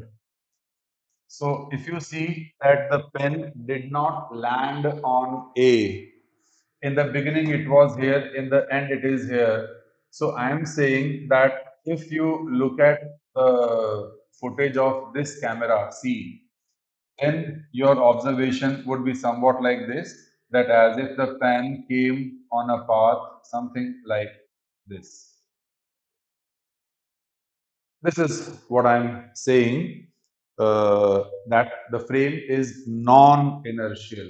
So remember, when you are observing from the frame, if the acceleration of the frame is zero, we call that as the inertial frame. And if the acceleration of frame is not equal to zero, then we call it as the non-inertial frame. Okay. So this is the criteria to distinguish between the inertial and the non-inertial frame. In this example, I had to accelerate the truck. If I only let the truck move on the same velocity, then this thing will not happen. You all would have traveled in some moving trains or buses. When the train is moving, when the bus is moving, or even when the flight is moving, if you drop the pen, they come down like this only. Why? Because they are not accelerating all the time. Got it? So, this type of situation that you see some unexpected things happening, this will happen only when the observation is done from the accelerated situation. So if the acceleration of frame is zero, the frame is inertial, and if the acceleration is non-zero, it is non-inertial. So guys, today we have understood two words, system and frame of reference. All right. So see you again tomorrow. Meanwhile, think about these things. I'll start with some question answers from your side.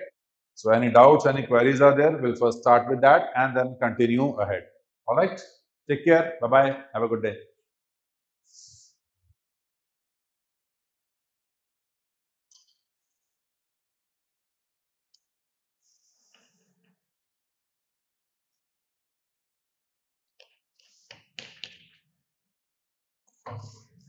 Yes, there is somebody's doubt.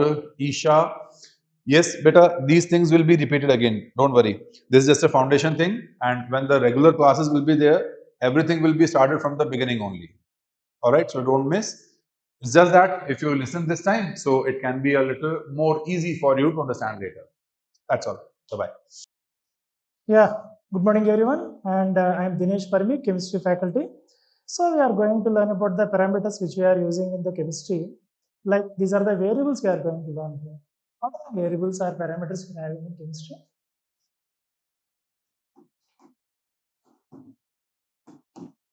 What are the parameters we are learning? Pressure, volume,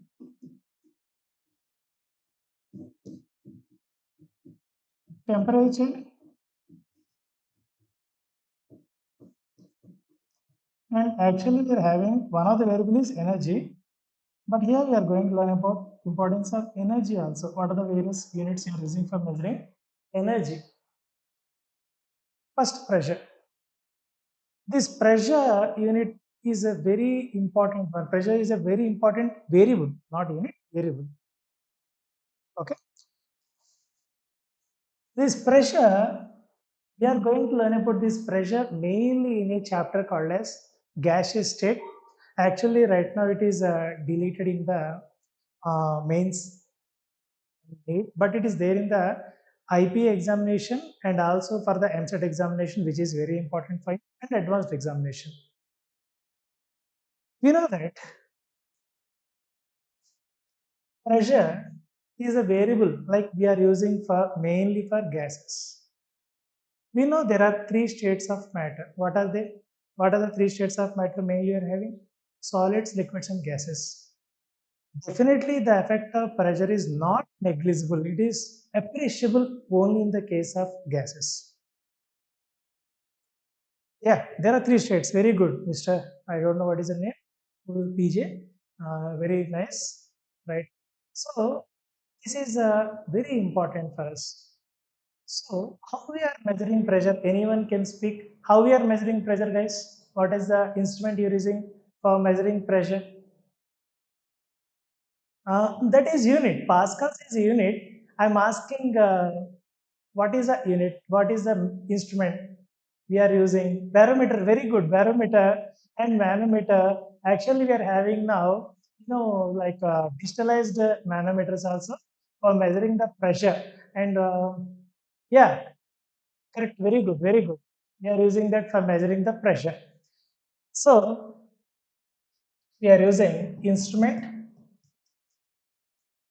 used for measuring pressure is barometer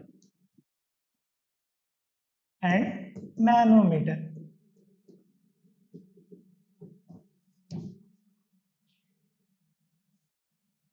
Okay, so we know there are two types of units mainly we are using for measuring the pressure. Which branch?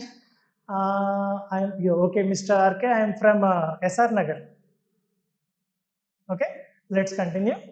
And what are the units we are using for measuring the pressure? We are having mainly, generally we are using atmosphere pressure for us, but we are going for the competitive examinations. Only atmosphere we can't use. They will ask you in various forms like SI unit is, yeah, Pascal. SI unit is Pascal. See this here. What are the various units we are having? SI unit for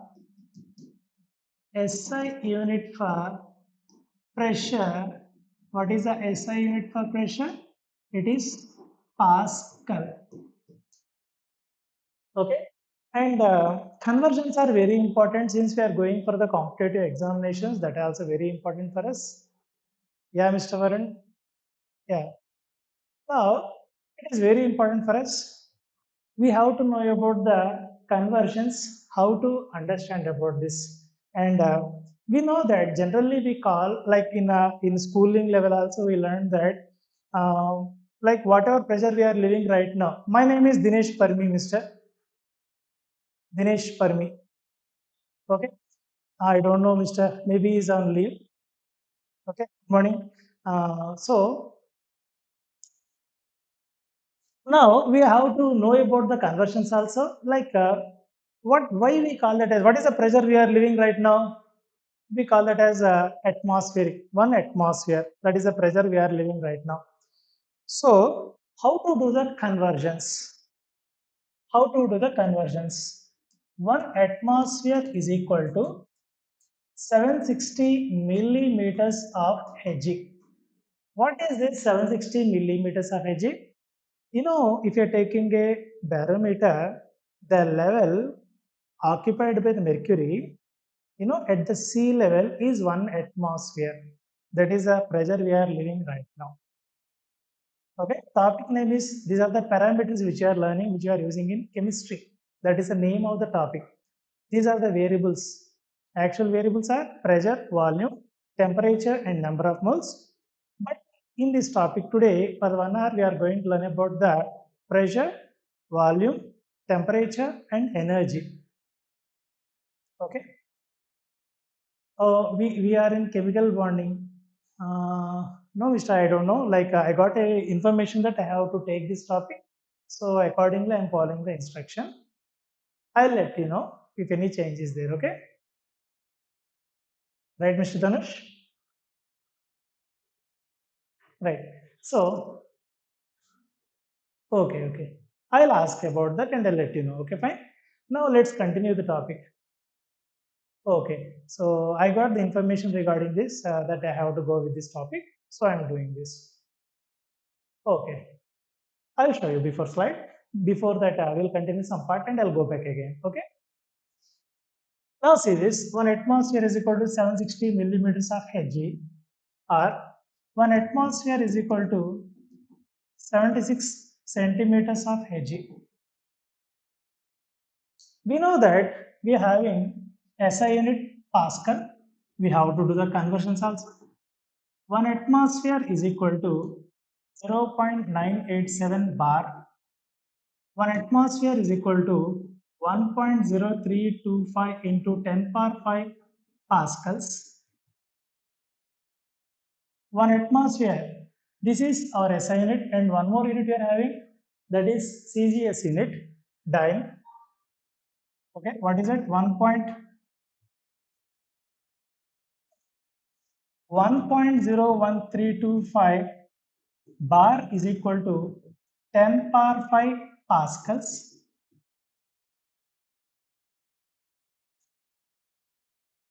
These are the conversions we should know definitely, because while doing the questions they may ask you like do the conversion. Yeah, mine.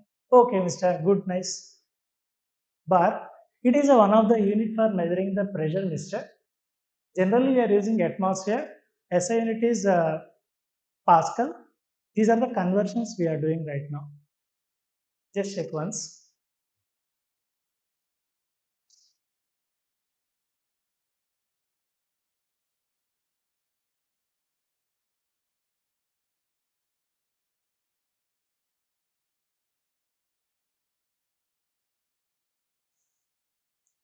If you're taking Pascal, 1 Pascal is equal to Newton per meter square, or dyne per centimeter square. Newton per meter square, dyne per centimeter square. Yeah, Kalyan, I'm teaching in SR Nagar, Mr. SR Nagar branch. Please check once.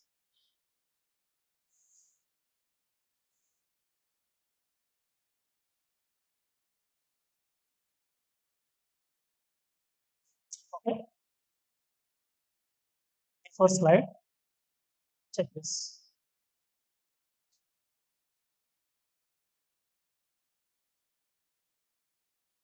Yeah, Mr. Nanish.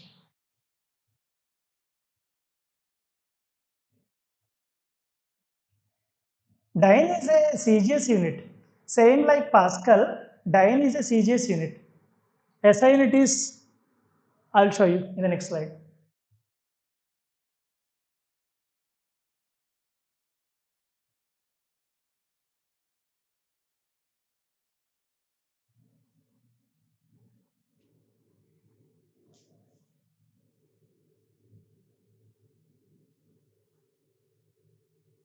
Yeah, shall I move on?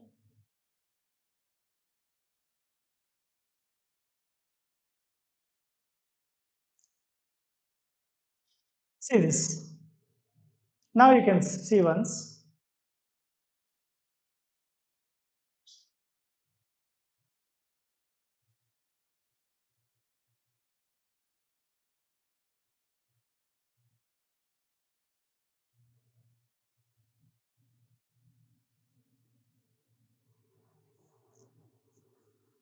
Okay. How they will ask you in the examination? Yeah, my name is Dinesh, Mr.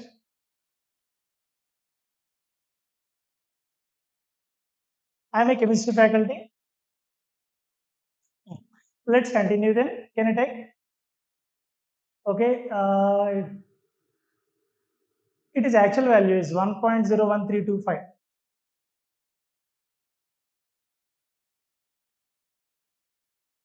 Okay, shall I start now? Next slide I'm taking. Now see this. A gas like helium is occupying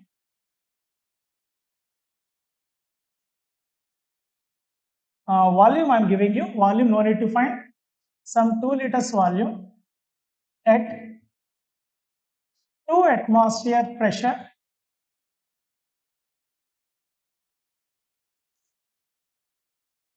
If the volume remains constant, if the volume remains constant, find the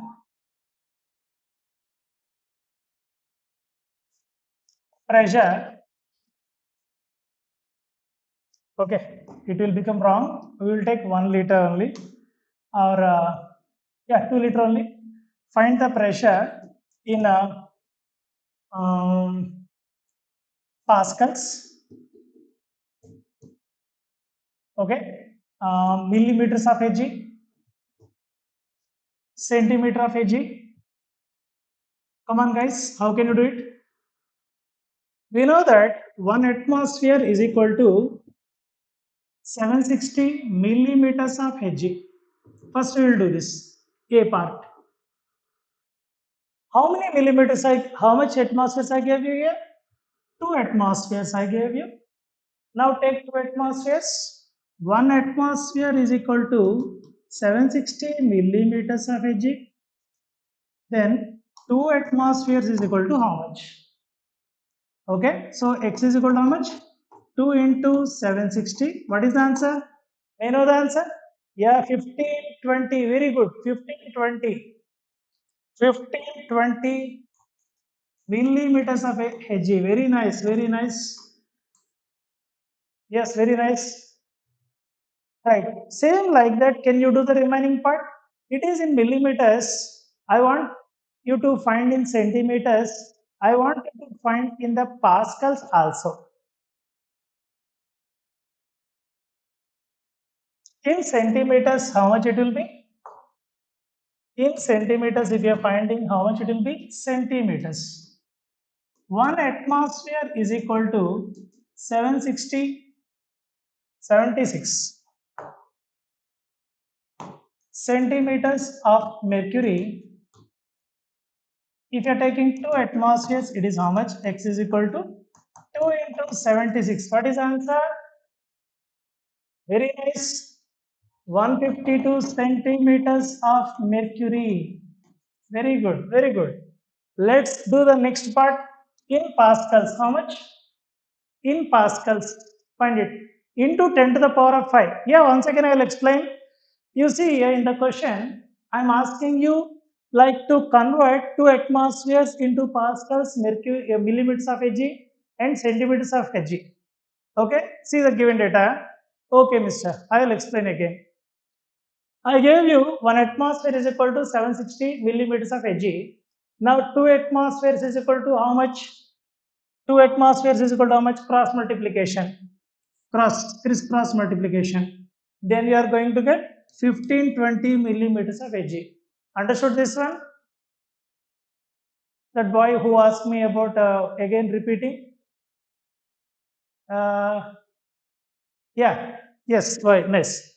Now similarly, 1 atmosphere is equal to 76 centimeters of Hg. If you are taking 2 atmospheres, it is equal to how much? It will be 152 centimeters of Hg. Cross multiplication. Now we are going to convert this into pascals. We already know that 1 atmosphere is equal to 1.01325 into 10 to the power of 5 pascals. Okay. So if you are taking 2 atmospheres, it is equal to how much? Find it. What is the answer? Okay. Very nice. Correct. Which topic? These are the physical parameters which we are learning right now. Here we are learning about the variables like pressure, volume, temperature, and mainly work and energy. Actually, we are learning about the energy, that is the capacity to do work. What are the units we are using for measuring them, since they are playing a major role in the physical chemistry. There are chapters like gaseous state, where we are going to use all the variables, which is a deleted chapter. And there are more like other chapters in physical chemistry 11th class, like thermodynamics, which totally revolves around work, mainly work. Along with that, we have to use the variables like pressure and volume. They are going to give you various units. We have to convert them and we have to use them accordingly, according to the question they are asking us. I think you got the point why you are learning this. Yeah. Then shall I move on now? Right. Physical chemistry classes, see, depending upon the schedule they are providing you, you are going to get the classes accordingly. Okay. When the regular classes started, the first chapter you are going to learn is the physical chemistry only, that is atomic structure. Okay, mister? You understood the point? What you're asking? Okay, mister. Now, what is the answer? Yeah, correct. 2.02650. Correct.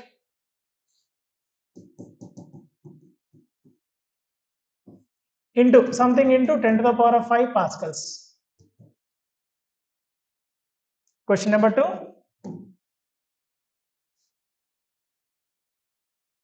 Convert the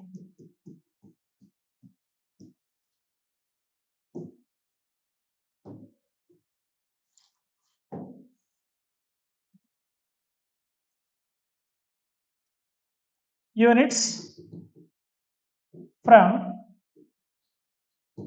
Pascal to millimeters of Hg,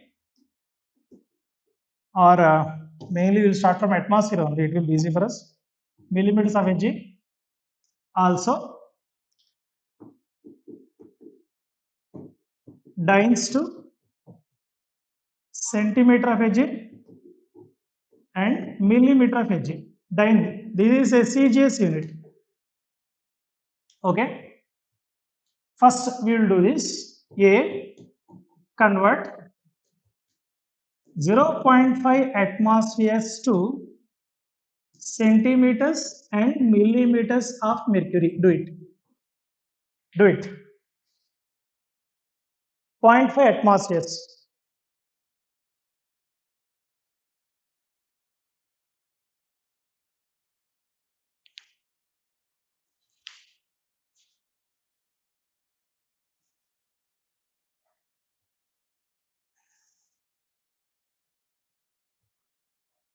Point 0.5 atmospheres to centimeters and millimeters of mercury.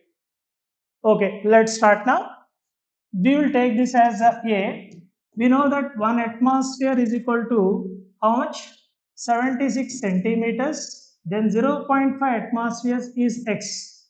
If you are taking, what is the value of x, guys? Cross multiplication if you are taking, x is equal to 76 into 0.5.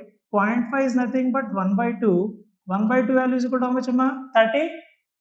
What is the answer? 38 or 34? 38 centimeters of mercury. 38 centimeters of mercury. Shall I take next page then? Everyone okay with this?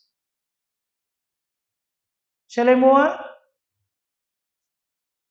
I am taking next page. Right then. B part. Converting into millimeters of mercury. 1 atmosphere is equal to 760 millimeters of Hg. 0.5 atmospheres is equal to x. X is equal to 760 into 1 by 2. That is equal to 380 millimeters of mercury. 380 millimeters. Very good. Very good. Chandrahas. Nice. Pratyush Ghosh. Right, guys. Continue. Now, we have to use bar also. Generally, they will not ask you based on the bar questions. But if they are asking, 1 bar is equal to how much centimeters and millimeters, that also we'll learn. Okay. Shall I take next page? Anyone still copying? Okay, I'm moving on then.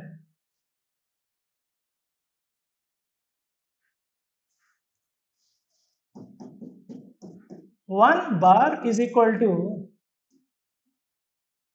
75 centimeters half Hg or 750 millimeters half Hg. 750 millimeters half Hg. Why it is lesser? We know that 1 atmosphere is equal to 0.969, approximately 987 bar. Very small. Bar is smaller than, okay. So if you're doing the conversion, 1 bar is equal to 75 centimeters, 1 bar is equal to 750 millimeters. Now convert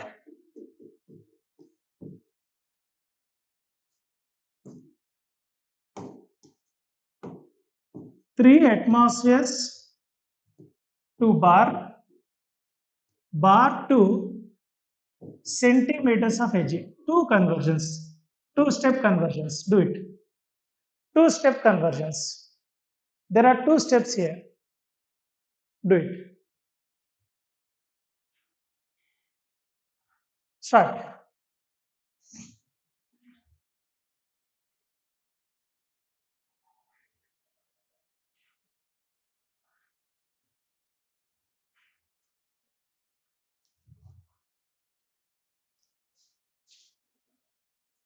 Atmospheres to bar to centimeters of Hg.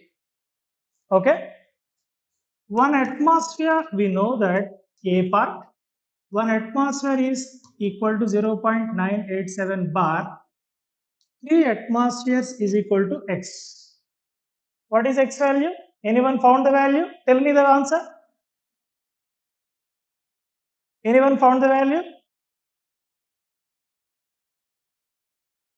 Anyone from the chat? You can respond, no problem. You can respond.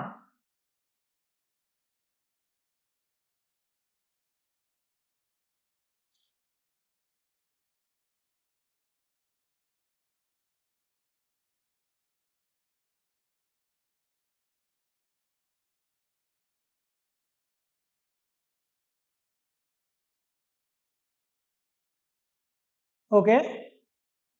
I am checking the chart once.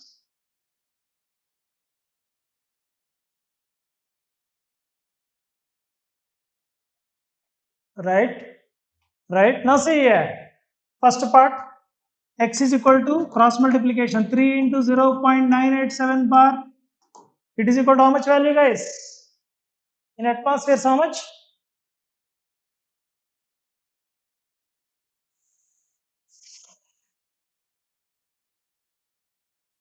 2.961. Somebody has mentioned here. 2.961. 2.961 bar. Use this data and find that in centimeters. How to find it? See this here. We know that 1 bar is equal to 75 centimeters of Hg. Now I am giving you 2.961 bar X.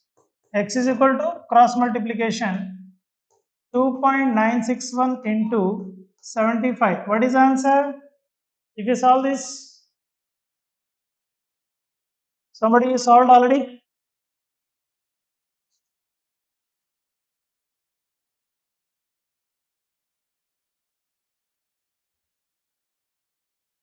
What is the value, guys?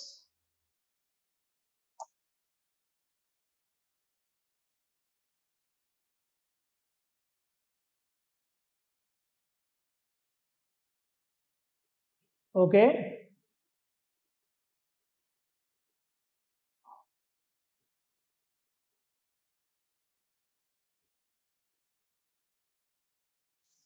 I can see the answer. Somebody keeping 222.075. 222. Meher Fatima, 222.075. 222.075 centimeter of Hg. Okay. So let's move on now. Let's move on. The second parameter or variable, volume. In the volumetric analysis, we are using some instruments like, burette and pipette for measuring the volume. And if you see the scale also on the burette and pipette, how we are measuring that? We are using milliliters.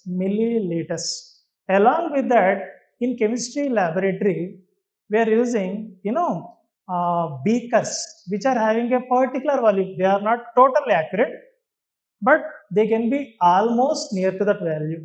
1 liter beaker, 5 liters beaker, 10 liters beaker, like that we can use in the laboratory. So, what are the units we are using for measuring the volume? There are mainly 3 units. SI unit is meter cube. Along with that, we can use liter. It is not SI unit. Okay, what is the other unit? Liter or decimeter cube. And one more unit we are having, milliliter. Okay, see here, volume. Volume of a liquid, if you are taking, how you are measuring in the laboratory? In the volumetric analysis, is measured. This volumetric analysis is a laboratory analysis. No need to take, it is not a big terminology. It might look as big terminology. No, not at all.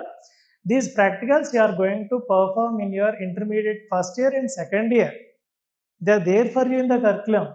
We are going to use the burette, pipette, and you are going to do the titrations against the certain solutions they are giving you, like acid-base titrations, redox titrations. There are different types of titrations you are going to learn. But for the laboratory purpose, for the practical purpose, mainly you are going to do only 2 types. One is redox titrations, and second one is acid-base titrations. Why it is important? Why I am explaining this terminology? Since I am using this terminology, parameter volume, how we are measuring the volume, you should know. The unit you are using for measuring the volume, you should know. Okay. If you are taking a liquid, volume of the liquid in the volumetric analysis is measured by unit.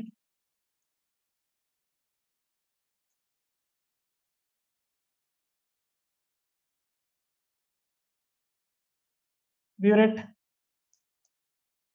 pipette,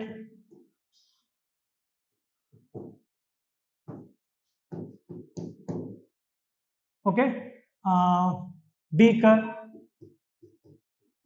These are accurate. This will give approximate values.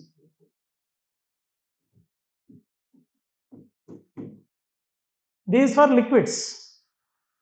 For gases, in the gaseous law we learn. For gases, we know that. What is the volume of the gas we are taking? Anyone in the chat, you can speak. Anyone, you can speak. You can keep a comment there. I will check the comment.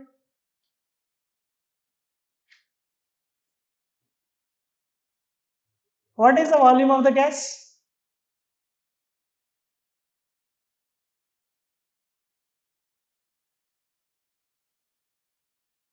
That is the volume. No.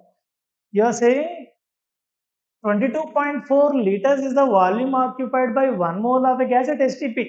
I am not speaking about that. I am asking you, what is the volume of the gas in a container? Any, like for example, if you are taking a cylinder having a volume of 1 liter, if anyone asks you what is the volume of the gas? Volume of the container. Whatever volume it is taking, if you are taking in a container having a volume of 10 liters, same volume of the container, very nice. Ananya Kumari, very nice. 1 centimeter. No, not 1 centimeter cube. It is depending upon the container in which. Yes, very good. Yes, very good, very good, very good. Yes, very good. Correct, correct. Internal volume, whatever volume you are taking, but not for liquids. Like that, we can't take. Liquids volume depending upon what is a container. Like we have to measure it clearly. But for the gases, we can take it as it is. Okay. Now, see here. What are the units we are using for measuring the volume? There are certain units like for SI unit. SI unit we are having meter cube. Okay. Conversions. 1 meter cube is equal to 10 to the power of 3 decimeter cube or 10 to the power of 3 liters is equal to 10 to the power of 6 centimeter cube or 10 to the power of 6 milliliters. 1 meter cube is equal to 10 to the power of 3 liters, means 1000 liters. We are going to do some conversions, some questions based on this. If you want to copy, copy it. Then we will move on with this. Check once, any comment you are having, we will check and we will move on. Yes, very good. Okay, okay. Yeah, Mr. Jitesh, what do you want? Jitesh, a gas has no fixed volume of its own. Yes, defined by its boundary. Yes, very good. It's correct. Mr. Bully, again I am explaining. Listen clearly, Jitesh. If you are taking a liquid and gas, if you are comparing, gas will be taken as it is. Like whatever container we are taking, same as it is. Because gas, we can't open the lid and keep in the container. It is a closed container. It is moving freely. There are no attractive forces between the gas molecules. They are moving freely in the container. The volume of the content is equal to volume of the gas. For liquids, if you are measuring, how we are measuring? We are measuring by using this kind of instruments like burette, pipette, conical flask, not conical flask, mainly burette, beakers mainly we are using. Okay. Yeah. So on that there is a scale clearly. On the scale they will be mentioning as milliliters. Milliliters. In milliliters we are going to measure. But SI unit is not milliliters. SI unit, yeah. What are burette and pipette? Burette and pipette, they are the instruments we are using, which we are using in the laboratory. If the possibility is there, I will show you in the Google tomorrow. Or else I will take a pics and I'll keep it on the board. They will be like this.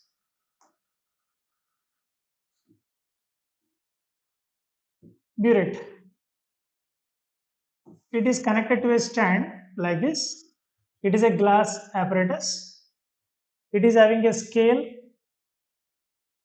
Maybe we can take 10 liters burettes or 50, not liters, 50 milliliters burettes we can take. Okay, 20 ml, 50 ml burettes we can take. And beakers are like this. They are also having scale. They can be of 1 liter. They can be of 5 liters. There will be scale on this. This scale will be in the milliliters. The total value will be 5 liters. And pipette, it will be like this. And there are various types of pipettes like 10 ml pipette, 20 ml pipette, 5 ml pipette. These are most common. Most common for us. They are measuring. Directly we can take the liquid as it is. 5 ml pipette like that we can take it. I hope you understood, Mr. Jitin. Yeah. Yeah, Mr. Jitin, correct. Is beaker not accurate? Yeah, no, not accurate. Shubham Reddy. Yeah, no, not accurate at all. Accurate for the measuring is pipette and burette only. Pipette and burette only are accurate. Beaker is not accurate for us. Almost accurate. Nearby. Nearby is not accurate. If you're taking 10 ml in a burette, 100% it is 10 ml only. If it is 10 ml in a 1 liter beaker, it is not. Sorry. If you're taking 1 liter liquid in a 1 liter beaker, It may be 1 liter or more than 1 liter or lesser than that. Maybe there will be some errors. Previous slide, I will show you, but before that I will give some questions. Some person is asking, previous slide, just I want to show once. See once.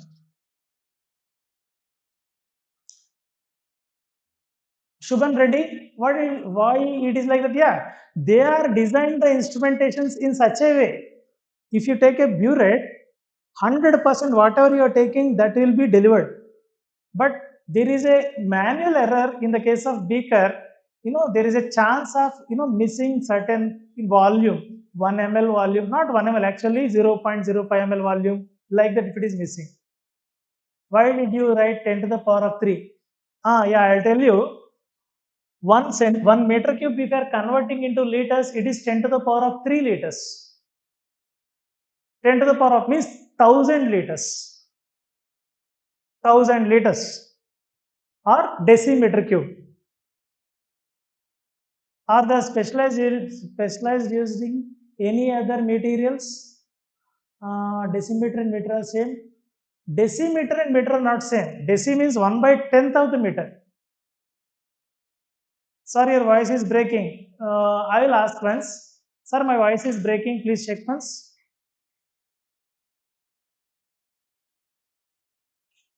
Okay, right.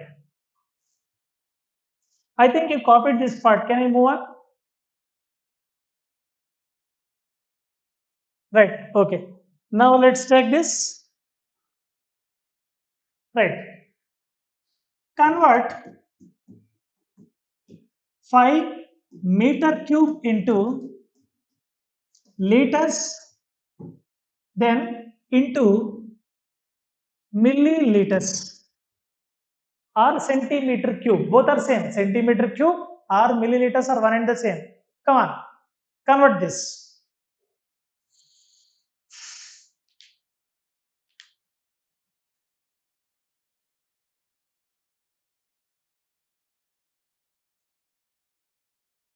Yeah, correct. Now see this. We know that 1 meter cube is equal to 1000 liters or 10 to the power of 3 liters or 10 to the power of 3 decimeter cube. So they gave you here 5. It is x. X is equal to 5 times of 1000. So it is equal to 5000 liters. Similarly, B part, converting 5 liters to milliliters. We know that 1 liter is equal to 1000 milliliters or 1000 centimeter cube. Cc means centimeter cube. Cc means centimeter cube. Now 5 liters is equal to x. X is equal to 5 into 1000. Okay, so what is the value you are going to get? 5 into 10 to the power of 3 centimeter cube.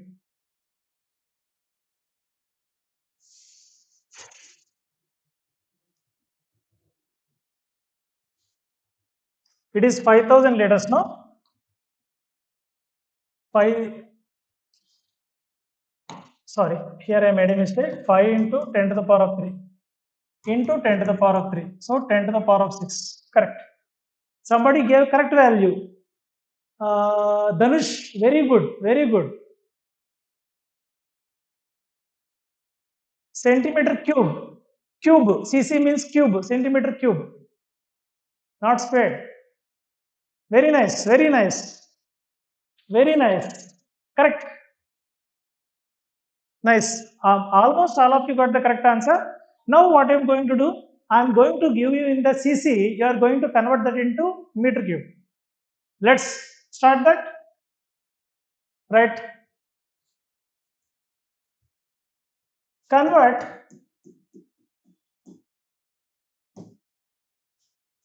10 power 10 milliliters or centimeter cube to liters to meter cube. Everyone has to try. Let's try, guys. Do it. Let's do it. Yes, Mayor Fatima, do it.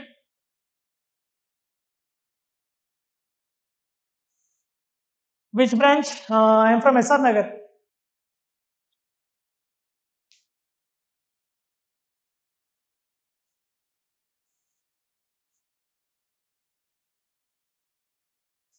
Okay, somebody completed already. Now let's start, guys. 10 power 10 milliliters. We are converting into liters first. We know that 1 liter is equal to 10 to the power of 3 milliliters. 10 to the power of 7 milliliters are cc2 liters.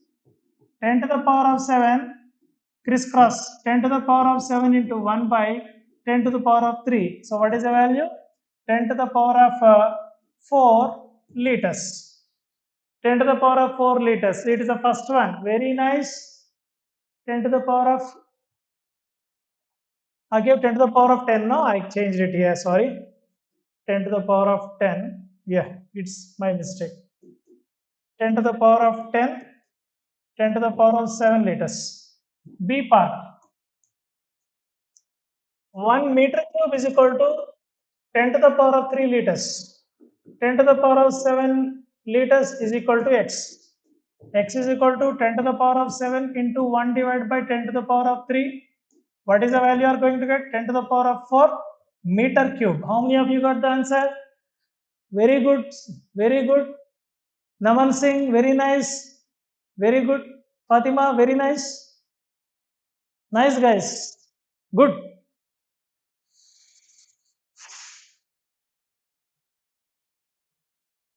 Right? Yes, Mathur? Gunayukt. Yeah. Very good, mister. Okay, sorry.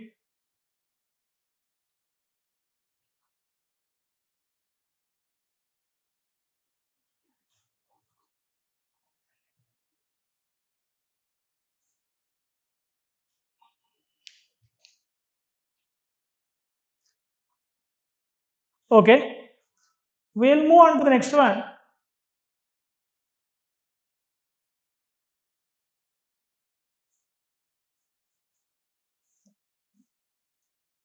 Convert 0.5 decimeter cube to meter cube to centimeter cube.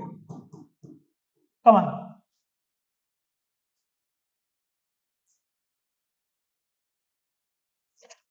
Yeah, one more part I have to complete today. That is temperature. Let's say if possibility is there, I'll give you homework.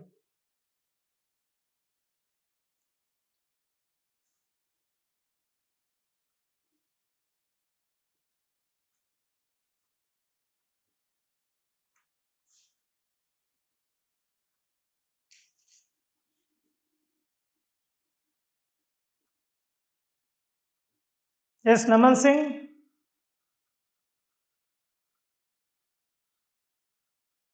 Yes, Salman Khan. Come on.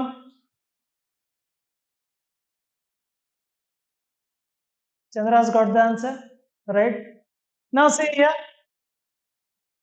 They gave you 0.5 decimeter cube, meter cube. 1 meter cube is equal to 10 to the power of 3 liters or decimeter cube. Correct? Now, 0.5 decimeter cube is given x. X is equal to 0.5 into 1 divided by 10 power 3. 5 into 10 to the power of minus 4 meter cube. It is A part. B part.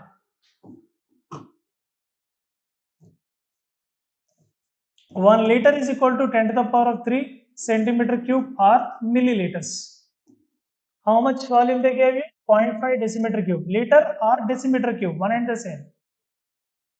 0.5 x.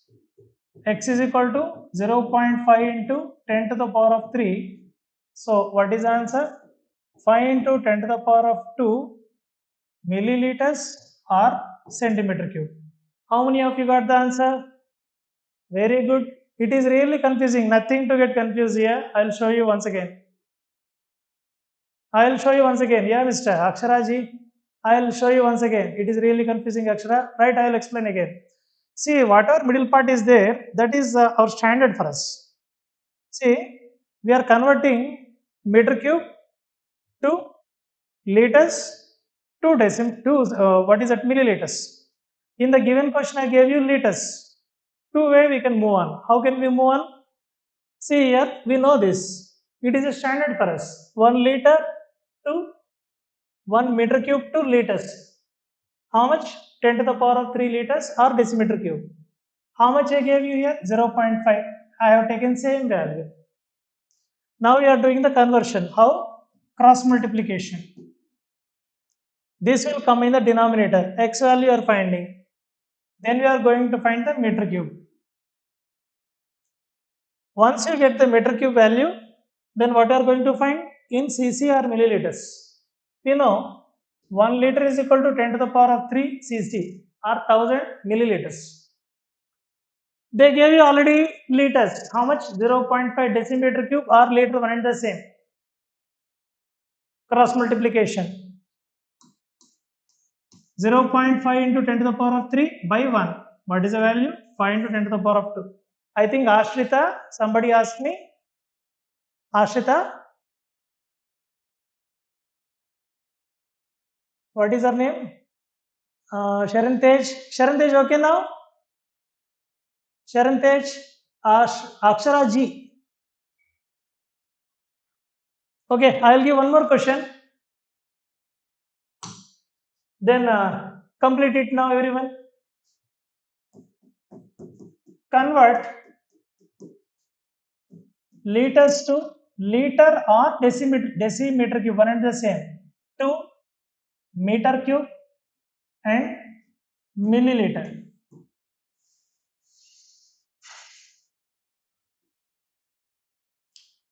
.5 liters given.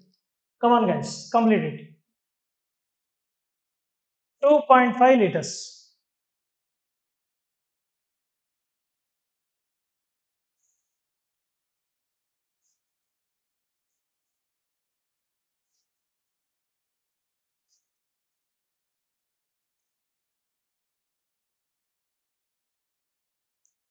2.5 liters. Let's start now.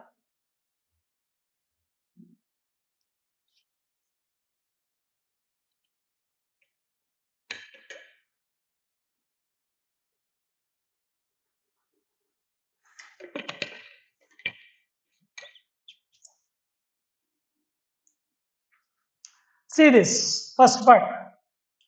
1 meter cube is equal to 10 to the power of 3 or 1000 liters or decimeter cube. Both are same. How much I gave you here? 2.5 liters. 2.5 liters is equal to x. X is equal to 2.5 into 1 divided by 10 to the power of 3. 1000 is nothing but 10 to the power of 3. That is equal to 2.5 into 10 to the power of minus 3. If it is coming up, it will become minus. Akshara, understood this part? Akshara, understood this part?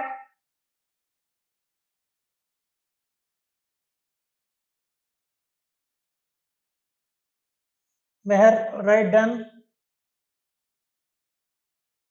Very good. Chandrahas. Very nice. Come on. Okay. Yes, very good, very good. Nice. It's easy. Nice, nice. Done. What about the B part? B part also do it now. Once you complete this part, we will go to temperature. Temperature also will complete today. Okay, nice. See here, B part. Converting liters or decimeter cube to centimeter cube. 1 liter is equal to 1000 centimeter cube or milliliter, one and the same. I gave you 2.5 liters, it is x. X is equal to 2.5 into 10 to the power of 3. Milliliters or centimeter cube, one and the same. How many of you got it? Very nice. Sharon Tej, I got it. Very good. Ananya Kumari, Naman Singh, very good. Fatima, very good. Pranavi, yeah, nice guys. What is the next variable we are going to go? No, I think you understood the volume calculation. Pressure you learned, volume you learned, units you learned, temperature we are going to learn. Yes, yes, correct. Temperature. You know, temperature is also variable. In chemistry, we are having four variables. Actually, energy is not a variable. Actually, variables are four. One is pressure, second one is volume, third one is temperature, and fourth one is number of moles.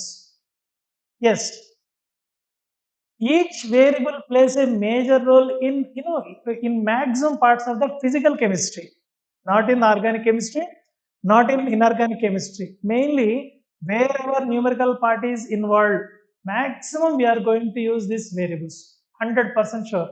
Without the units you can't move further at all. That much important these units are, that much important these parameters are. Temperature. In your schooling also you learned about how to measure the temperature. In the chart, let's start. Yeah, Celsius, very good, very good.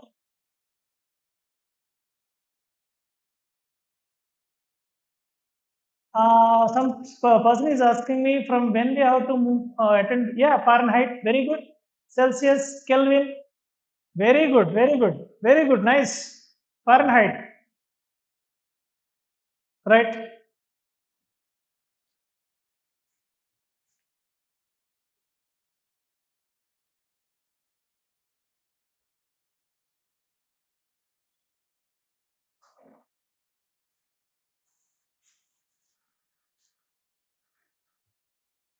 right. So, shall I continue the topic now? Yeah, physically from first onwards you'll be having classes. First onwards, they'll inform you in the group. You'll get information from the, yeah. Thank you, Mr.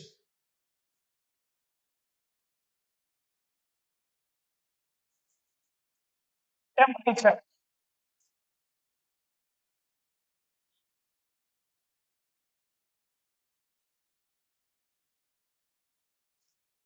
Very good. One person already mentioned here everything clearly. Celsius scale, Fahrenheit. Very good. Sharon, very good. Sharon. Now, what are the instruments you are using for measuring the temperature? Now, temperature, how to measure? I am not using units.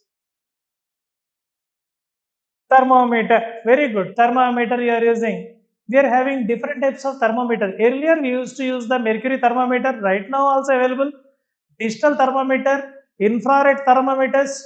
You know, for measuring the high temperatures, means our body temperature is not that much higher. 37 degrees, maximum 40 degrees. That's all. But not for the human body. If you want to measure the surfaces, high temperatures are involved, like 1500 2000 degrees Celsius involved. We can't use this. Here we are using the gallium metal is there, no, gallium metal thermometers will be used. They are able to measure up to 2000 degrees Celsius. Gallium metal, because gallium is having a low melting point. Its melting point is around 303 Kelvin. So not sun. Sun we can't measure like that, Mister. Sun is a no, not like that. Okay, not like the temperature of the stars. No, like that directly we can't measure. There will be other methods for us. But physically, if you are measuring in the laboratory, I am saying, for example, if you are measuring where high temperatures are involved, low melting point. Very good, Shubham Reddy. Yeah, very good. It is having low melting point.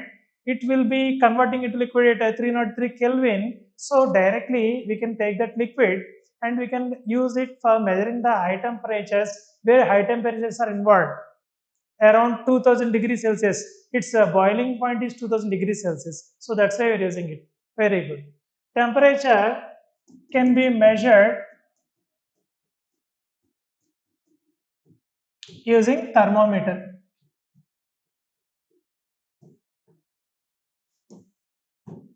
Okay. What is the SI unit of temperature? SI unit is Kelvin. SI unit is Kelvin.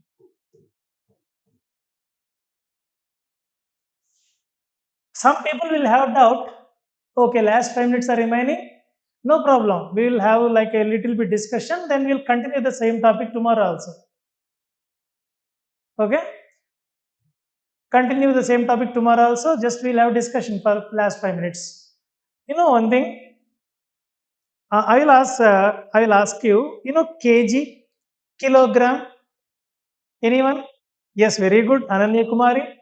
Ananya Kumari, for kg we are using, when you are writing it as a symbol, you are using kg capital K or small k? Capital or small? No, it is small. Capital we have to use for Kelvin. Small you have to use for kg. Yes, very good. That will make a lot of difference because there are certain units where both Kelvin and kg will be involved. So we should be very, very specific with how you are using the unit also. Yes, in order to differentiate that, Mr. Manikumar, both are K. K is a, if you are taking kilogram, it is small kg. This is a prefix for this gram, kilogram. This K is a unit itself, directly it is a unit. Both are having K here. In order to differentiate between these two, we will take this as a small, this as a capital letter. In situation means what? I didn't get your point. Where you are using looking like same? No, no, no, no. See. This is smaller. This is bigger. This K is bigger. Not looking like same, Mr. Prajwal. Both are different. In situation like we are having certain units like in a chapter called as solutions and colligative properties, there are units for ebuloscopic. It will be bigger terminology. I should not use here. Like a cryoscopic constant, we are having Kf and Kb. There we are going to use Kelvin, kilogram, mole inverse, kilo inverse. So that's why we have to learn about this. Kf and Kb we are using in what is that? Solutions and colligative properties chapter. This is a chapter from 12th class physical chemistry, colligative properties. There we are going to use this units. Kelvin, kilogram, mole inverse, kilo inverse, both are involved here. There. Okay. Yeah, Mr. Manikumar. Got it, Mr. Molten metals, we can use it. We can use not normal thermometers. Gallium will be present in that. Molten metals, directly normal thermometers we can't use. They themselves will melt. Already mercury is a liquid metal. It is not having that kind of temperature. Boiling point is not there for that. In that case, we are using gallium only. Last 2 minutes, okay? Then over. Okay, then guys, we will meet tomorrow. We will continue the class. Do one thing. Yeah, we will discuss about the temperature. Yeah, tomorrow you prepare well and come, and we'll have a good discussion on this. Thank you, Mr. Manikumar. Bye. Chandra Suri, tomorrow we'll have discussion on this, correct? Not zeroth law. Zeroth law, no, not that much. Whatever important for us in the basic level only we'll discuss. Bye, mister. Thank you. What did we learn in the previous class?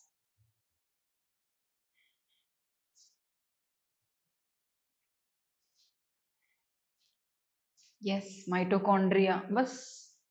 Last topic was mitochondria, right? Few cell organelles like chloroplast and mitochondria. And however, today I will be completing Botnica, the cell unit of life. Okay, so ribosomes, Meher Fatima, I did not discuss. I am supposed to discuss it today. Okay, yes, Vanishri, what happened? Yes, what happened, Vanishri?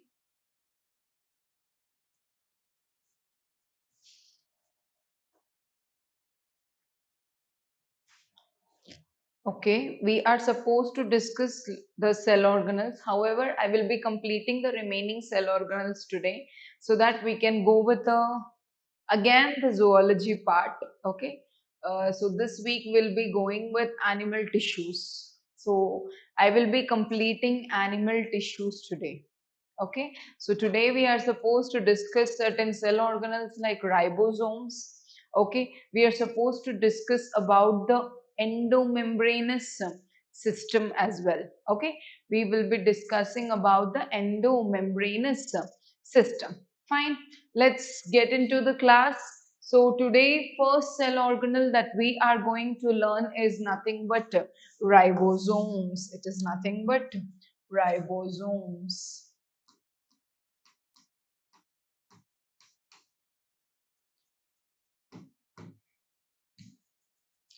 First, tell me, ribosomes are single membrane or double membrane bound cell organelles?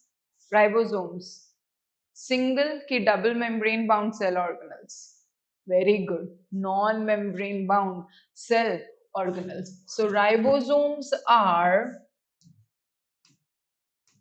smallest non-membrane bound cell organelles. Cell organelles.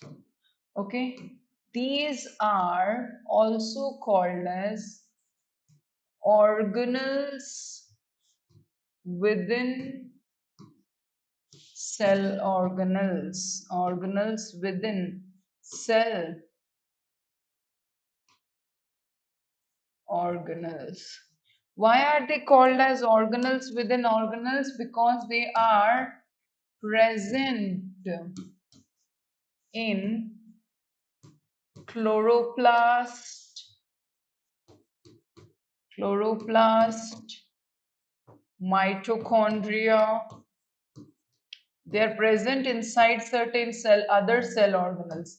That is the reason why they are called as organelles within organelles. Okay. Other than that, the major function of ribosomes is protein synthesis. It is protein synthesis, right? And that is the reason why ribosomes are called as the pallid particles, or they are also called as the protein factories. They are also called as the protein factories because their major function is to produce protein. Okay, it is synthesis of protein. Right now, next point, eukaryotic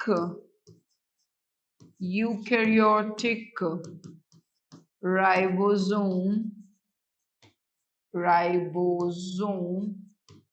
is nothing but ATS type of ribosome, whereas prokaryotic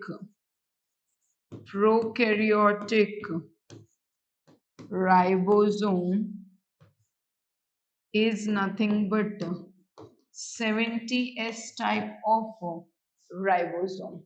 Okay, next, ribosome has two subunits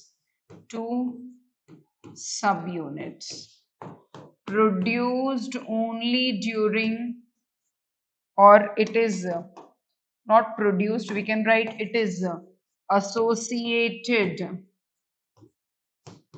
only during protein synthesis, protein synthesis. Got it? Okay. So what am I telling about ribosomes? Ribosomes is the smallest non-membrane bound cell organelle. So these cell organelles are also called as organelle within cell organelle. Why? Because they are also present in certain cell organelles like chloroplast, mitochondria, etc. One of the major function of ribosomes is production of proteins, synthesis of proteins. That is the reason why they are called as the protein factories. Okay, eukaryotic cell also has ribosomes, prokaryotic cell also has ribosomes. Eukaryotic ribosome is an 80S type of ribosome, whereas a prokaryotic ribosome is a 70S type of ribosome. Okay, here S stands for Swedberg unit. It stands for Swedberg units. Okay. Next, ribosome is having two subunits. It is having two subunits. When are these two subunits formed? They are formed only during the association. They are associated. The two subunits, as I told you, one smaller, one larger subunit. They will be getting associated only when there is protein synthesis. When there is protein synthesis. So if you see, let me draw the prokaryotic prokaryotic ribosome. So in case of a prokaryotic ribosome, in case of a prokaryotic ribosome, what is the prokaryotic ribosome?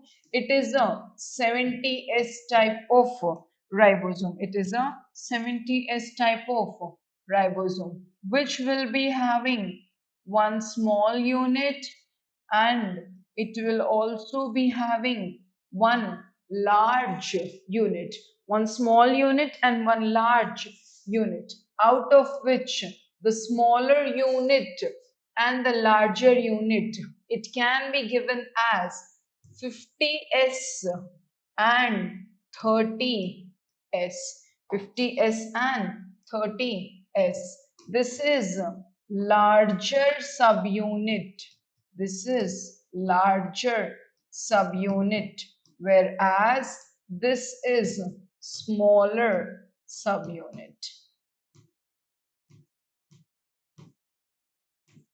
Okay, here the S also stands for nothing but the sedimentation unit. It also stands for nothing but sedimentation unit. Next one is eukaryotic ribosome. Next one is eukaryotic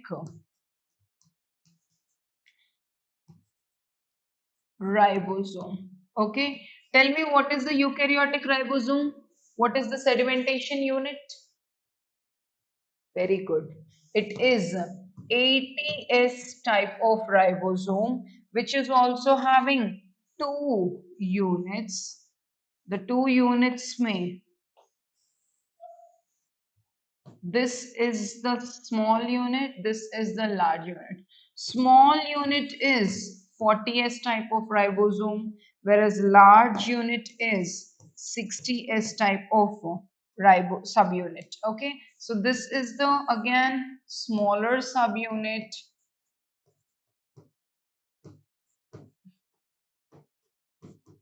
and this is the larger subunit. Got it?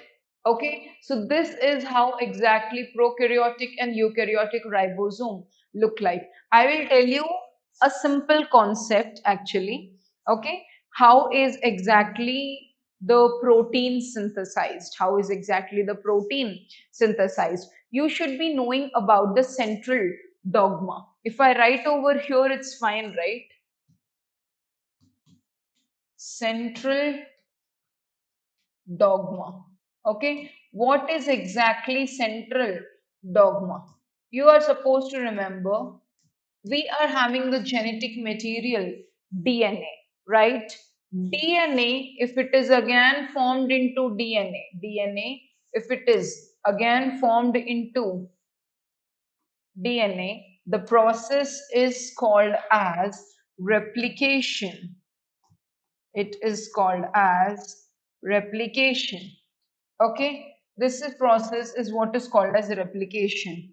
If DNA, if DNA transforms into RNA, if DNA transforms into RNA, the process is called as transcription. The process is called as transcription. If I tell about the reverse thing, okay, that the RNA is developing into DNA, then the process is called as reverse transcription. Reverse transcription. Okay, this RNA that will be developed will be an mRNA. This RNA develops into proteins, the process of development of mRNA into proteins is called as translation. It is called as translation. This is what is called as the central dogma, which happens inside our body. So what did I tell you? RNA, if it is replicating, multiplying, then it is called as replication. DNA, if it is DNA, if it is multiplying, it is called as replication.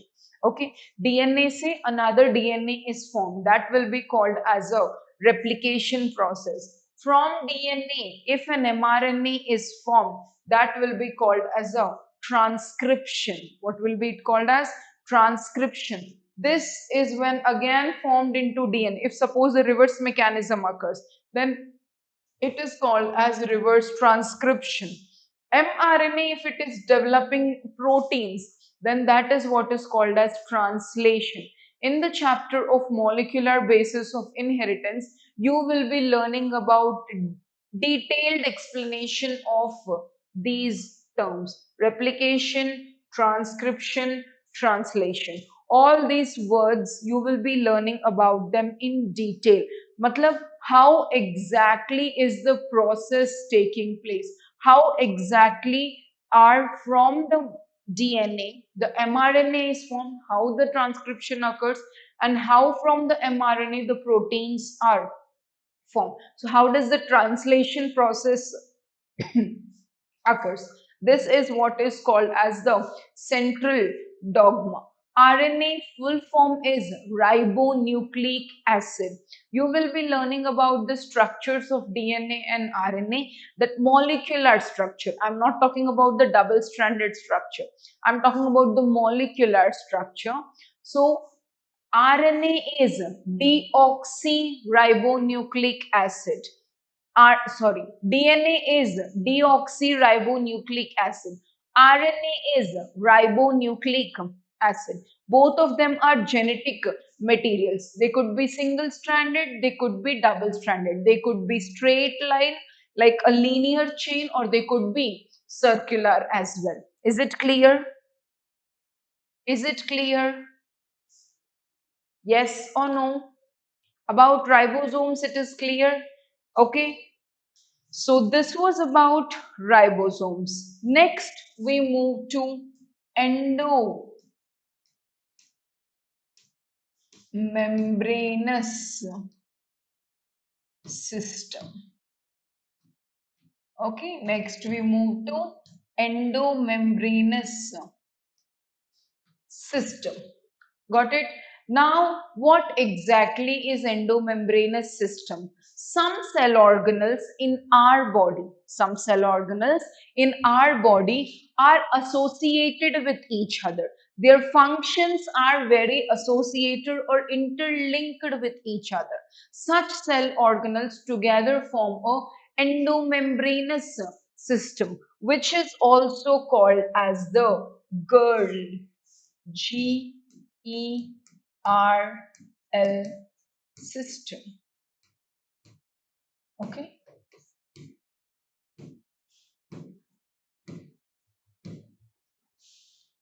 Okay, next, what exactly are the cell organelles which are present in the endomembranous system? The cell organelles which are present in the endomembranous system, why is it girl is because it includes Golgi apparatus, it includes Golgi apparatus, endoplasmic reticulum, endoplasmic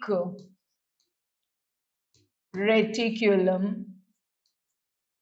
Okay, L stands for lysosomes. L stands for lysosomes, and it also includes another cell organelle, that is vacuoles. Got it? So endomembranous system is having four cell organelles. What are the four cell organelles? Golgi apparatus, endoplasmic reticulum, lysosomes, and vacuoles. Okay, now let us go about each one of them in detail. Coming to Golgi apparatus, I will be explaining Golgi apparatus over here. Endoplasmic, I will be moving on to the next slide. Understood? Okay. Coming to the Golgi apparatus. Golgi apparatus are small, disc, small, flat, disc like cisternae present around near nucleus. Okay, these are present very close to the nucleus. Got it? Coming to its function. Coming to its function. Golgi apparatus major function is transportation of macromolecules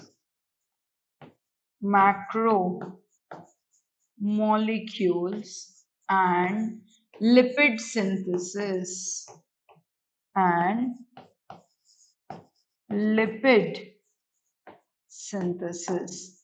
These are what are the functions of Golgi apparatus. Now let me show you this in terms of diagram. Okay, so with diagram you will be learning about the remaining points. If you see, it is formed small disc-shaped structures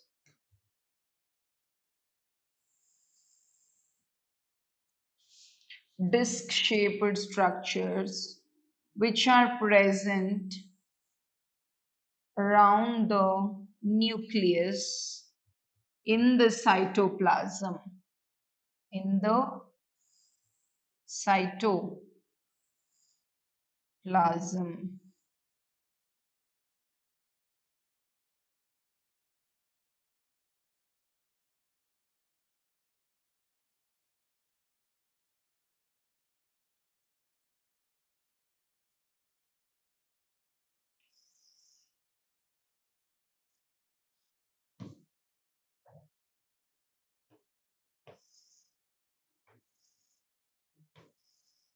Okay, this is how exactly Golgi looks like. Yes, it is important for the formation of glycoproteins and glycolipids as well.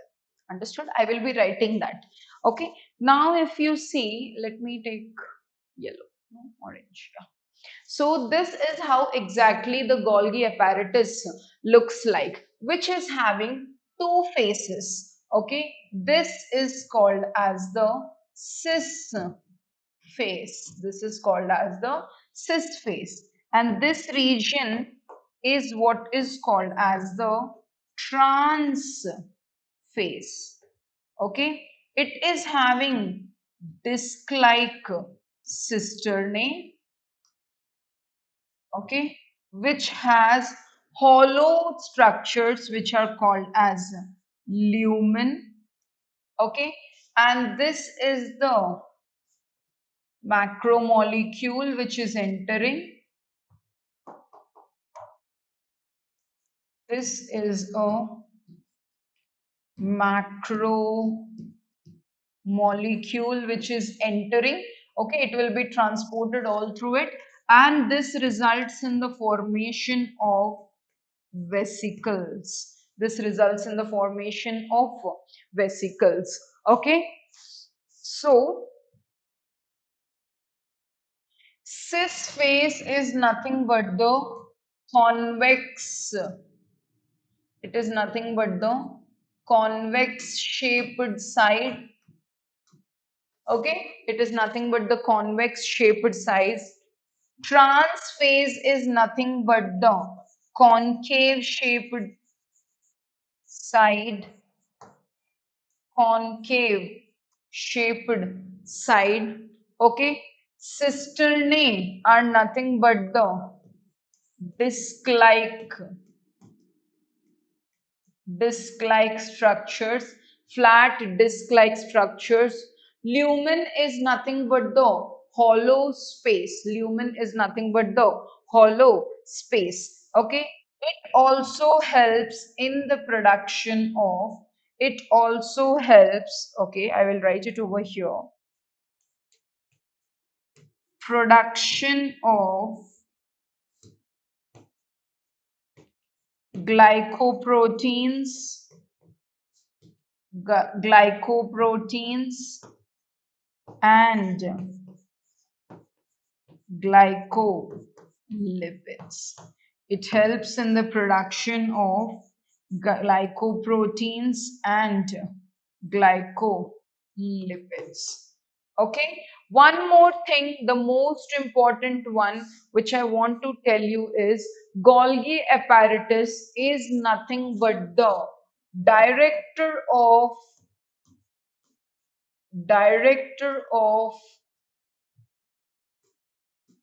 macromolecule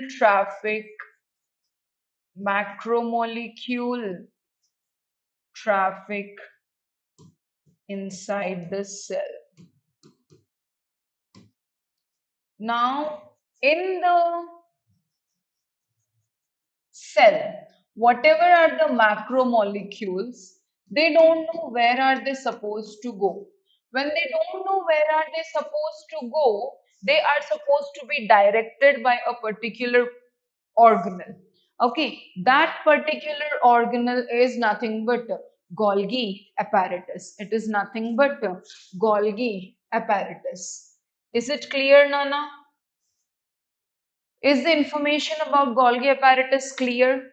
Shall we move to the next one? Yes or no? Today, why are the students so less active? Either you people are very active or you people are not active at all. Just a sec. So shall we be moving to the next cell organelle? Yeah.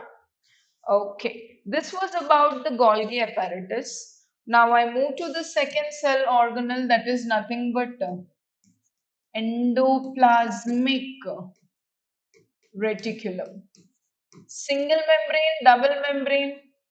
Tell me. Single membrane or double membrane, mom?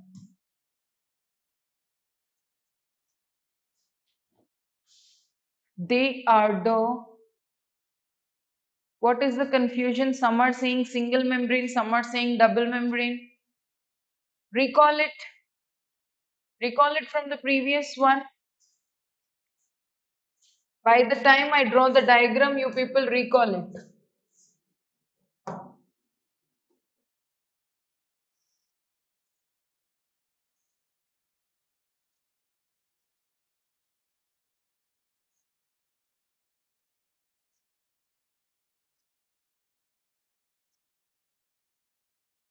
You have your books. It's single membrane or double membrane? Yes.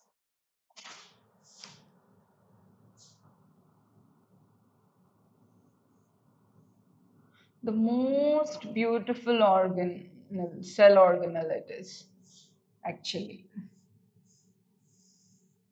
I enjoy drawing the diagram of this.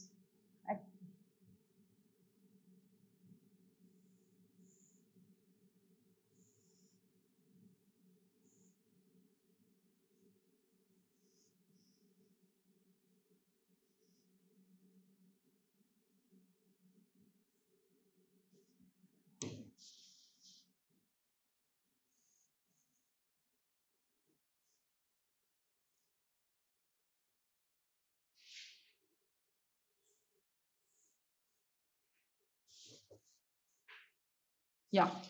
Is this looking like an endoplasmic reticulum? Yep. Okay. Now, as I already told you,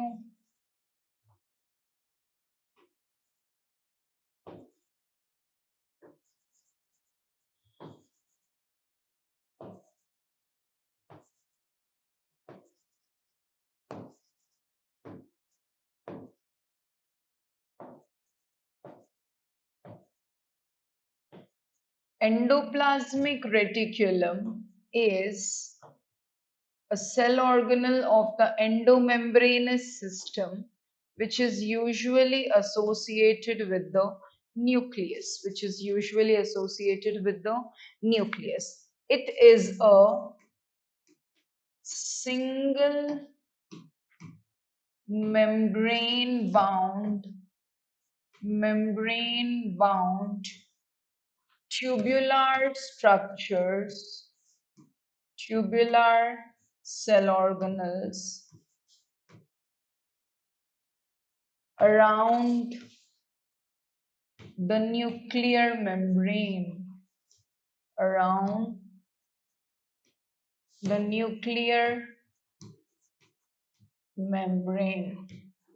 Okay.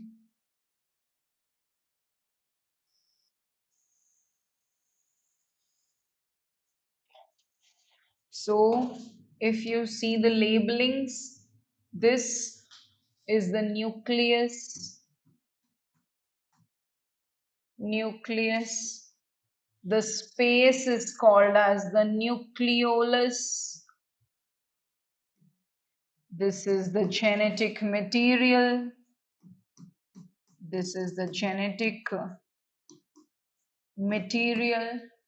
Okay, got it? This is the nuclear membrane.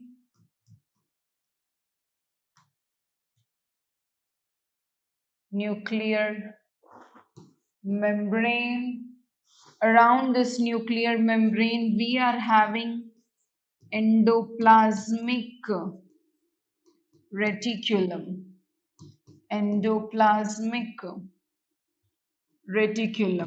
This endoplasmic reticulum has ribosomes, attached to it, due to which this endoplasmic reticulum turns out to be rough endoplasmic reticulum. And here, if you see, we have the smooth endoplasmic reticulum. Yeah, I wanted to tell you one thing. Since you people are now into the competitive exam world, things or learning the concepts, I already told you this, with the help of flowcharts, tabular forms, diagrams, makes everything easier for you to people to understand, and you will remember it although in any case. Okay, so what are endoplasmic reticulum? Endoplasmic reticulum are single membrane bound tubular cell organelles around the nuclear membrane. Okay, so this is the nuclear membrane. Around the nuclear membrane, if you see, there are tubular organelles called as endoplasmic reticulum. This rough endoplasmic reticulum is responsible for protein synthesis.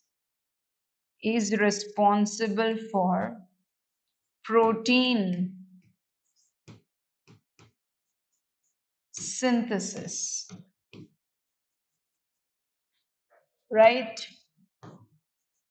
But the smooth endoplasmic reticulum, which is also called as SER, the smooth endoplasmic reticulum is responsible for lipid synthesis. It is responsible for lipid synthesis. Got it? Yes. Endoplasmic reticulum, is it clear? Shall we move to the next cell organelle? After endoplasmic reticulum, what else do we have?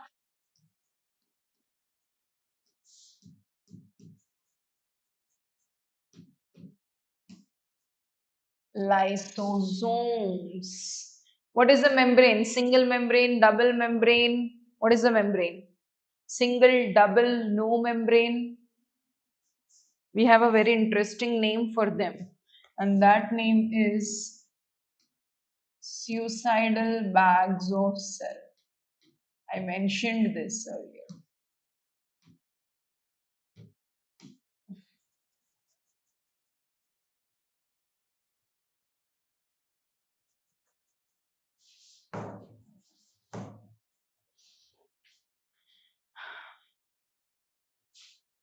So lysosomes are also called as the suicidal bags of the cell. Okay, why are they actually called as the suicidal bags of the cell? They are having another name as well, that is the scavengers of the cell. Okay, it is a single membrane bound cell organelle, single membrane bound cell organelle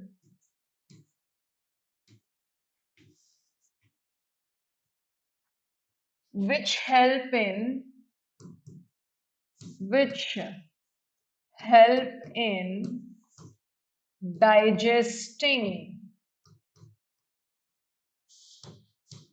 the disintegrated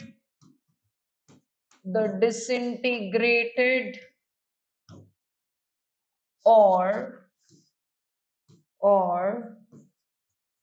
worn out cell organelles. Okay, so if any cell organelles which are present inside the cell, okay, if any cell organelles which are present inside the cell are getting disintegrated,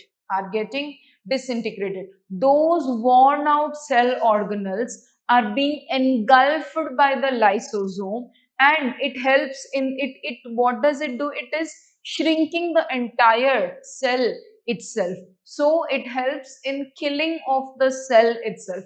That is the reason why it is called as the suicidal bag of the cell, or it is also called as the scavenger of the cell. Okay, it is producing certain enzymes, produce enzymes for for worn out cell organelle disintegration, for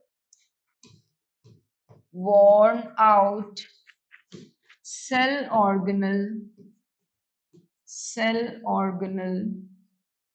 disintegration and digestion.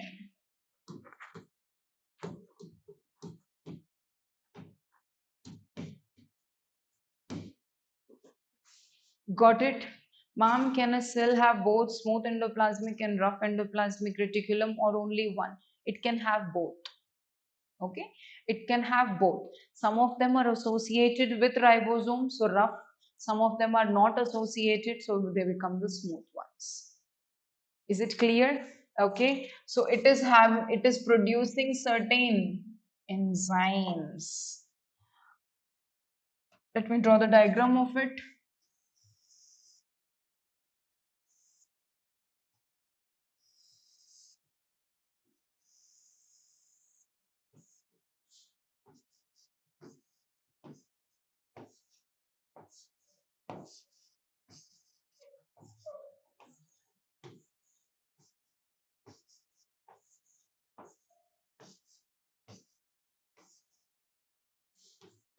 This is lysosomal membrane. These are the granules which produce the enzymes. These are the granules which produce the enzymes. Got it? So this is what exactly is the suicidal bag or scavenger of the cell, how it looks like. Okay.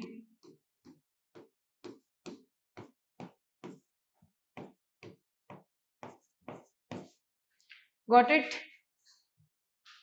Yes, lysosomes is clear. Shall we move to the last cell organelle? That is nothing but, can anybody tell me what is the last cell organelle of the endomembranous system? Last cell organelle of the endomembranous system. It's nothing but vacuole.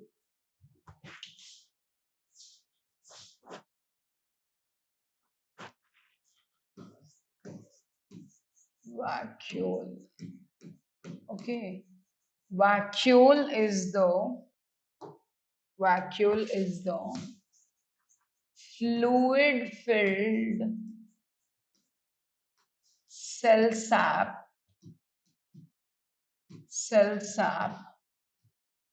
lined by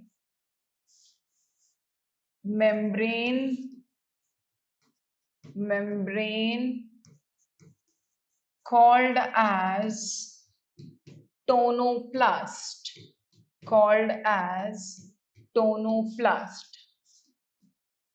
It helps in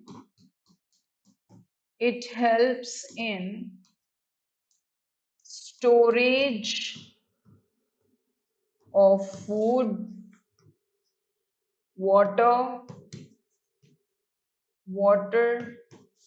excretory products,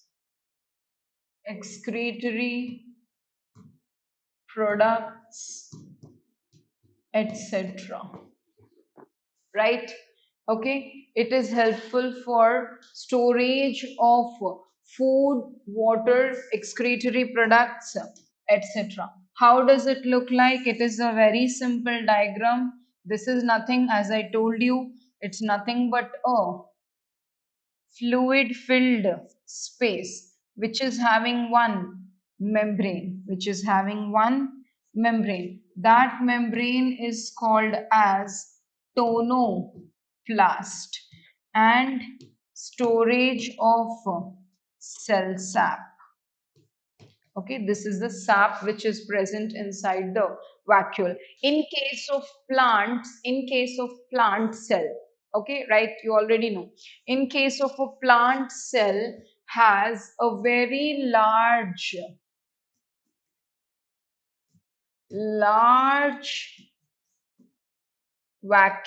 cell vacuole,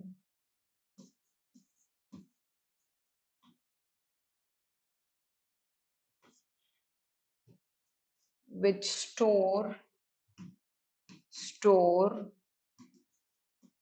water up to 90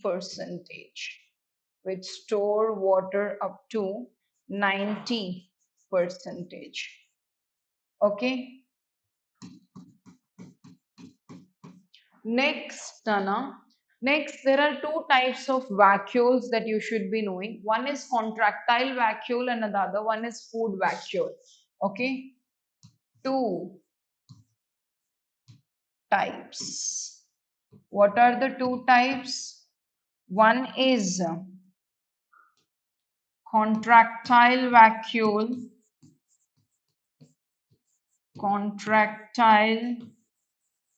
vacuole, and the other one is food vacuole.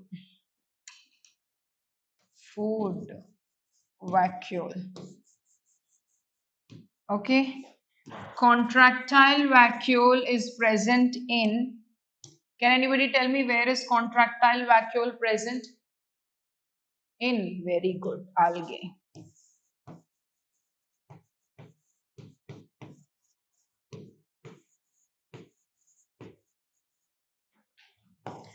Which is responsible for osmoregulation and excretion.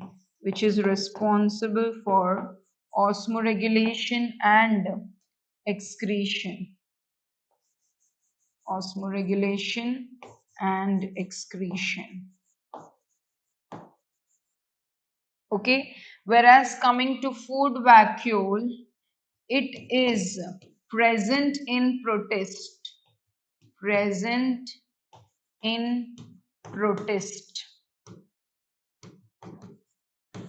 which is responsible for food storage, which is responsible for food storage. Okay, how is a food vacuole formed? It will engulf the food particle and develop a vacuole. That is what is called as a food vacuole. It is present usually in case of protist. Okay, if you see, amoeba has a food vacuole. Amoeba is having a food vacuole. Contractile vacuole is present in algae, which is responsible for osmoregulation and excretion. If you see the structure of paramecium, okay, paramecium has a contractile vacuole. Paramecium has a contractile vacuole. With this, we have completed the different types of cells like prokaryotic cell, eukaryotic cell. What exactly is cell? Who discovered cell? Who discovered living cell? What is the modern theory of cell?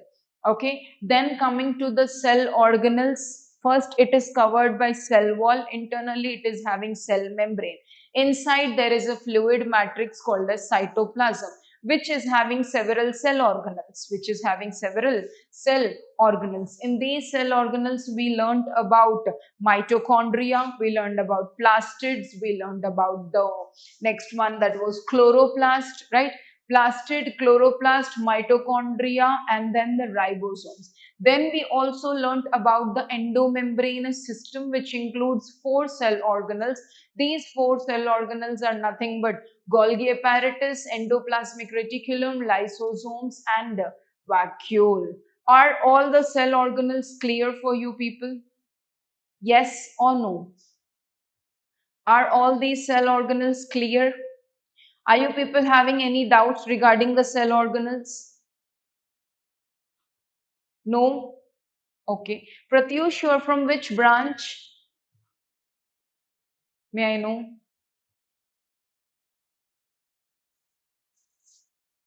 Okay, Miyapur campus, good. Isosome. Okay, you people are busy writing today, interaction is very less. Why so? Very less interaction and everything. Is the topic boring? Is the topic boring? No, it's not. Learning about our cell is not boring at all. You're writing notes. That's what I'm telling you. You're busy writing notes. Fine. This was about the different cell organelles in our body. Pratyush, long means what? Like, if you could complete your sentence.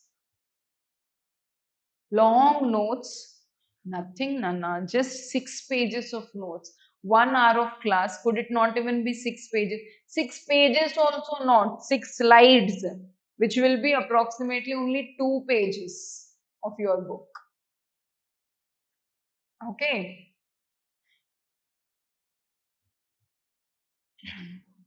So this is what we have learned today. So in the previous class, I think I told you about pimples, right? Yes. So today I want to tell you something about our body. Okay. Some largest and some smallest parts of our body. Got it? Okay. So in our body, the largest part of the brain, let us start from above only. The largest part, Eva Josephine. Okay, before I get into that, let me clarify Josephine's doubt. Can you please repeat about the topic of DNA and mRNA? Are you asking about the central dogma, dear? This one? Are you asking about the central dogma? Central dogma is a theory. Okay, it is a theory which takes place inside our body in the genetic material. Okay, DNA cannot directly transmit the information. It requires proteins for transmitting the information. So DNA has to be converted into proteins for developing the information, genetic information. Got it? Okay, genes and all, everything is there, but mRNA and proteins play a very important role. So according to this theory, DNA forming another DNA is what is called as replication or multiplication. Okay, replica is produced, DNA is there, another DNA is produced, that is what is called as replication. Now, if DNA is developing into mRNA, okay, for now you just remember the theory, because the procedures will be discussed in the later parts of your different chapters, like molecular basis of inheritance. Completely molecular basis of inheritance is about this only. You will be knowing what is replication. In botany, you will be knowing what is replication, you will be knowing what is transcription, you will be knowing how does replication takes place, how transcription takes place, and how translation takes place. So this DNA, when it is developed into mRNA, the process is called as transcription. Okay, first only remember this flow chart. DNA to DNA replication, DNA to mRNA transcription, mRNA to proteins. mRNA means messenger RNA. Messenger means it is carrying certain message. Okay, so this mRNA, again by the process of translation, it develops into proteins. So these proteins will be ultimately carrying the information. Understood? This is what is the central dogma: DNA to DNA replication, DNA to mRNA transcription, and then transcription mRNA to proteins is nothing but translation. This is the central dogma theory. Understood? Now there are some organisms, like let me tell you the organism directly. HIV, human immunodeficiency virus. Human immunodeficiency virus. Human immunodeficiency virus, which causes AIDS. Its genetic material is RNA. Its genetic material is RNA. But when this AIDS virus, that is the HIV virus, it enters into our body, it has to replicate. It has to replicate. Now, when it requires to replicate, when it is supposed to replicate, its genetic material is RNA, right? It cannot replicate on its own. So HIV virus is using all its intelligence, and it is from its mRNA, it is forming a DNA. From its mRNA, from its RNA, it is forming a DNA. Okay, then this DNA will get into the human DNA. This is the human DNA, this is the viral DNA. Okay, both of them fuse together. Our body will replicate the human DNA, right? But what is attached to it? There is the viral DNA also which is attached. So both of them will be getting replicated. Okay, अब उसका DNA has got replicated. When its DNA has got replicated, then what will happen? After replication of its DNA, it will again separate its DNA and it will produce a protein coat which forms the daughter viral cells. Now more viral cells are there in our body which will distribute throughout the body and increase the infection. Here what happened? The RNA was being converted into DNA. That is what is called as reverse transcription. I repeat the flow. There is a theory which takes place inside the body regarding the genetic material. That theory is called as the central dogma. Our genetic material is DNA. This DNA, when it forms another DNA, this is what is called as replication. It is what is called as replication. This DNA, when it develops into mRNA, it is what is called as transcription. DNA to mRNA is what is called as transcription. When this messenger RNA again develops into proteins, that process is what is called as translation. Josephine, is it clear? Eva, Josephine, I think. Is the central dogma clear? Shagufta Zareen, seeing your text only, I repeated the entire topic. I saw your message. Okay, yeah. So is it clear, Nana? Yes, this is what is called as the central dogma. This is what is called as the central dogma. Okay, coming to the human body. Let us talk about the human body. In case of the human body, let us talk about the brain first. The largest part of the brain is nothing but cerebrum. It is nothing but cerebrum. The two hemispheres which are there, that is what is the largest part of the brain. Okay, coming slightly downwards, here we are having a thyroid gland. We are having a thyroid gland, which is the largest endocrine gland, which is the largest visible endocrine gland. And the smallest is nothing but the parathyroid gland, and it is nothing but the parathyroid gland. Okay. Next, largest organ of our body is skin. Largest organ of our body is skin. Remember, there is a difference. Okay, we say sense organs, no? So, skin is nothing but an organ. Skin is nothing but an organ, and it is the largest organ. Coming to the internal part, we have glands. We have glands. The largest part or the largest gland is nothing but liver. The largest gland is nothing but liver, and liver helps in the detoxification. The liver helps in the detoxification. Okay, I'll tell you a few more points about the liver. That liver, as I told you, it helps in the removal of the toxic substances from your body. People say no. When you people were being asked, I think I did ask you people or not, I don't remember. I think I asked my chola students. Okay, so detoxification is usually taking place at night time. Understood? At night, in the sense, your biological cycle is meant to be in that way, that when you are sleeping in the time period of 10 p.m. to 4 a.m., the complete detoxification of your body takes place. So your body starts eliminating all the toxic substances from your body. Okay. Now, this is taking place more efficiently when you are in sleep, because other activities are stopped. So when you are in sleep, this detoxification takes place more efficiently. But we, the Gen Z and the millennial kids, 10 to 4 p.m. is not for sleep. What do? We watch television, we watch mobile, all the reels of the day, everything are supposed to be completed during that time. We sleep around at 1, 2, and everything. Why is the health spoiling? Why are you asked to take 8 hours of sleep at night? What do you people think we can sleep in the afternoon? That is also completing 8 hours of sleep. No. Okay, afternoon sleep is for your bandakam. It's just for your laziness. Understood? It is nowhere helping you out anyway.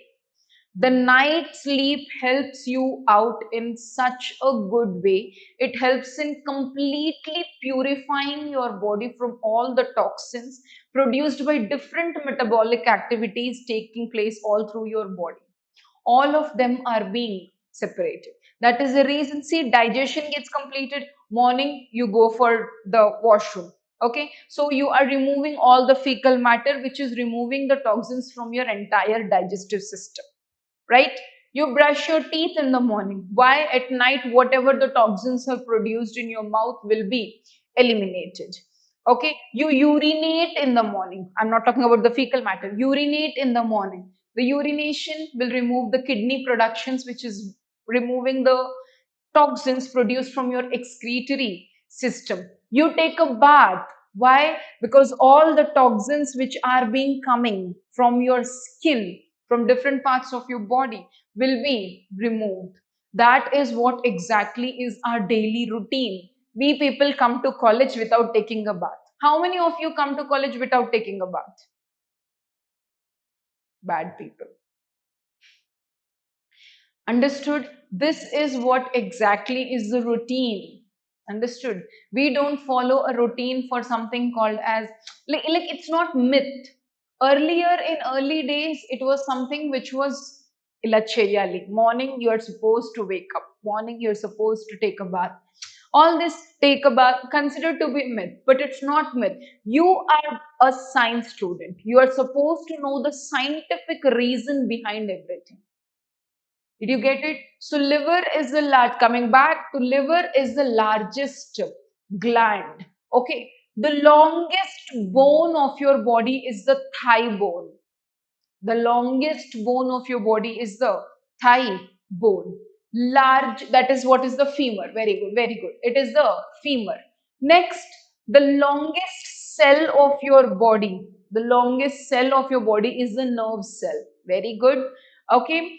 The smallest bone of your body is stapes. In your ear, we are having bones, malleus incus stapes.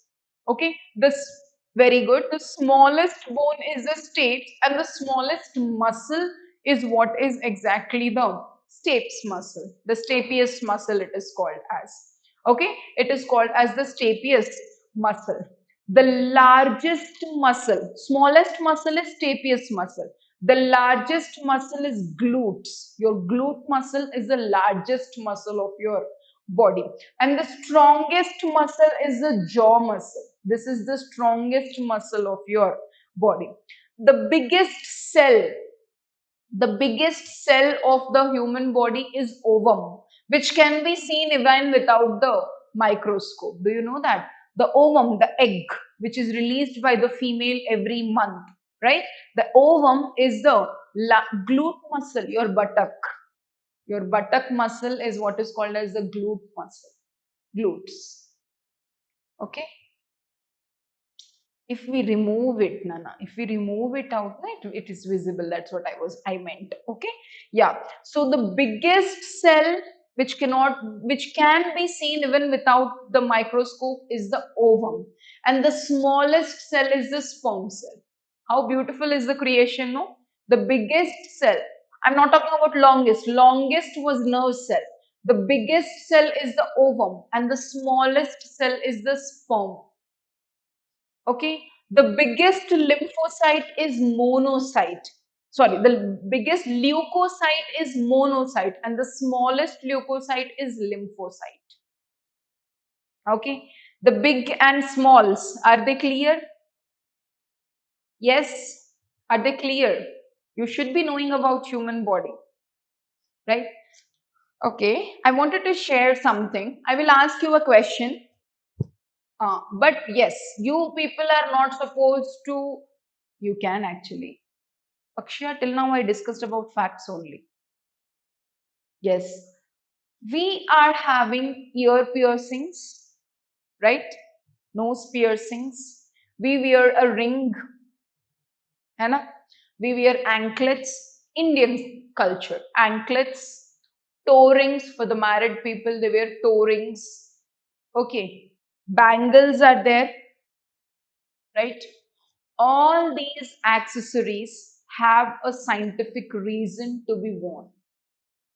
Okay, those scientific reasons, like why are we having the earrings, why are we ear piercing, why is it required, nose piercing, nose ring, why is this required, bangles, why it is required. We have come to the Gen Z generation where we don't want anything.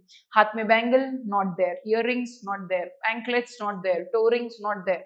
Matlab, we are thinking that is something which is just getting into the westernized culture, but there is a scientific reason behind every single thing, even with the ornaments or accessories that you wear. Okay, so ring, bangles, earrings, nose rings, okay, chain, anklets, toe rings. I will be telling you about the scientific reason of why you should be wearing these in tomorrow's class. Is it clear? Is it clear? Yes? Okay. How's the class going? Interesting? It will come, Bushra. It will come. Wait. Okay. Yes. So, was the topic cell, the unit of life, clear? Yes. Are you people having any doubts in cell, the unit of life? No? Okay. So, till now, in these 2 weeks, we have actually learned 2 chapters. One chapter from zoology, that is human circulatory system, and one chapter from botany, that is nothing but the cell, the unit of life. And this week again, we are going to start with the zoology chapter, that is nothing but the animal tissues. Okay. So I think this will be the last week that we will be spending together. But I hope the classes become useful for you people, and when you get back to your offline classes also, you people flourish the concepts in the same way. Got it? Champs, wait for 5 minutes of time because your notes will be sent in the group. Okay, it will be sent in the chat section. After you download your notes, you people can leave. Okay. Yes. Thank you, students. Thank you. Have a great day.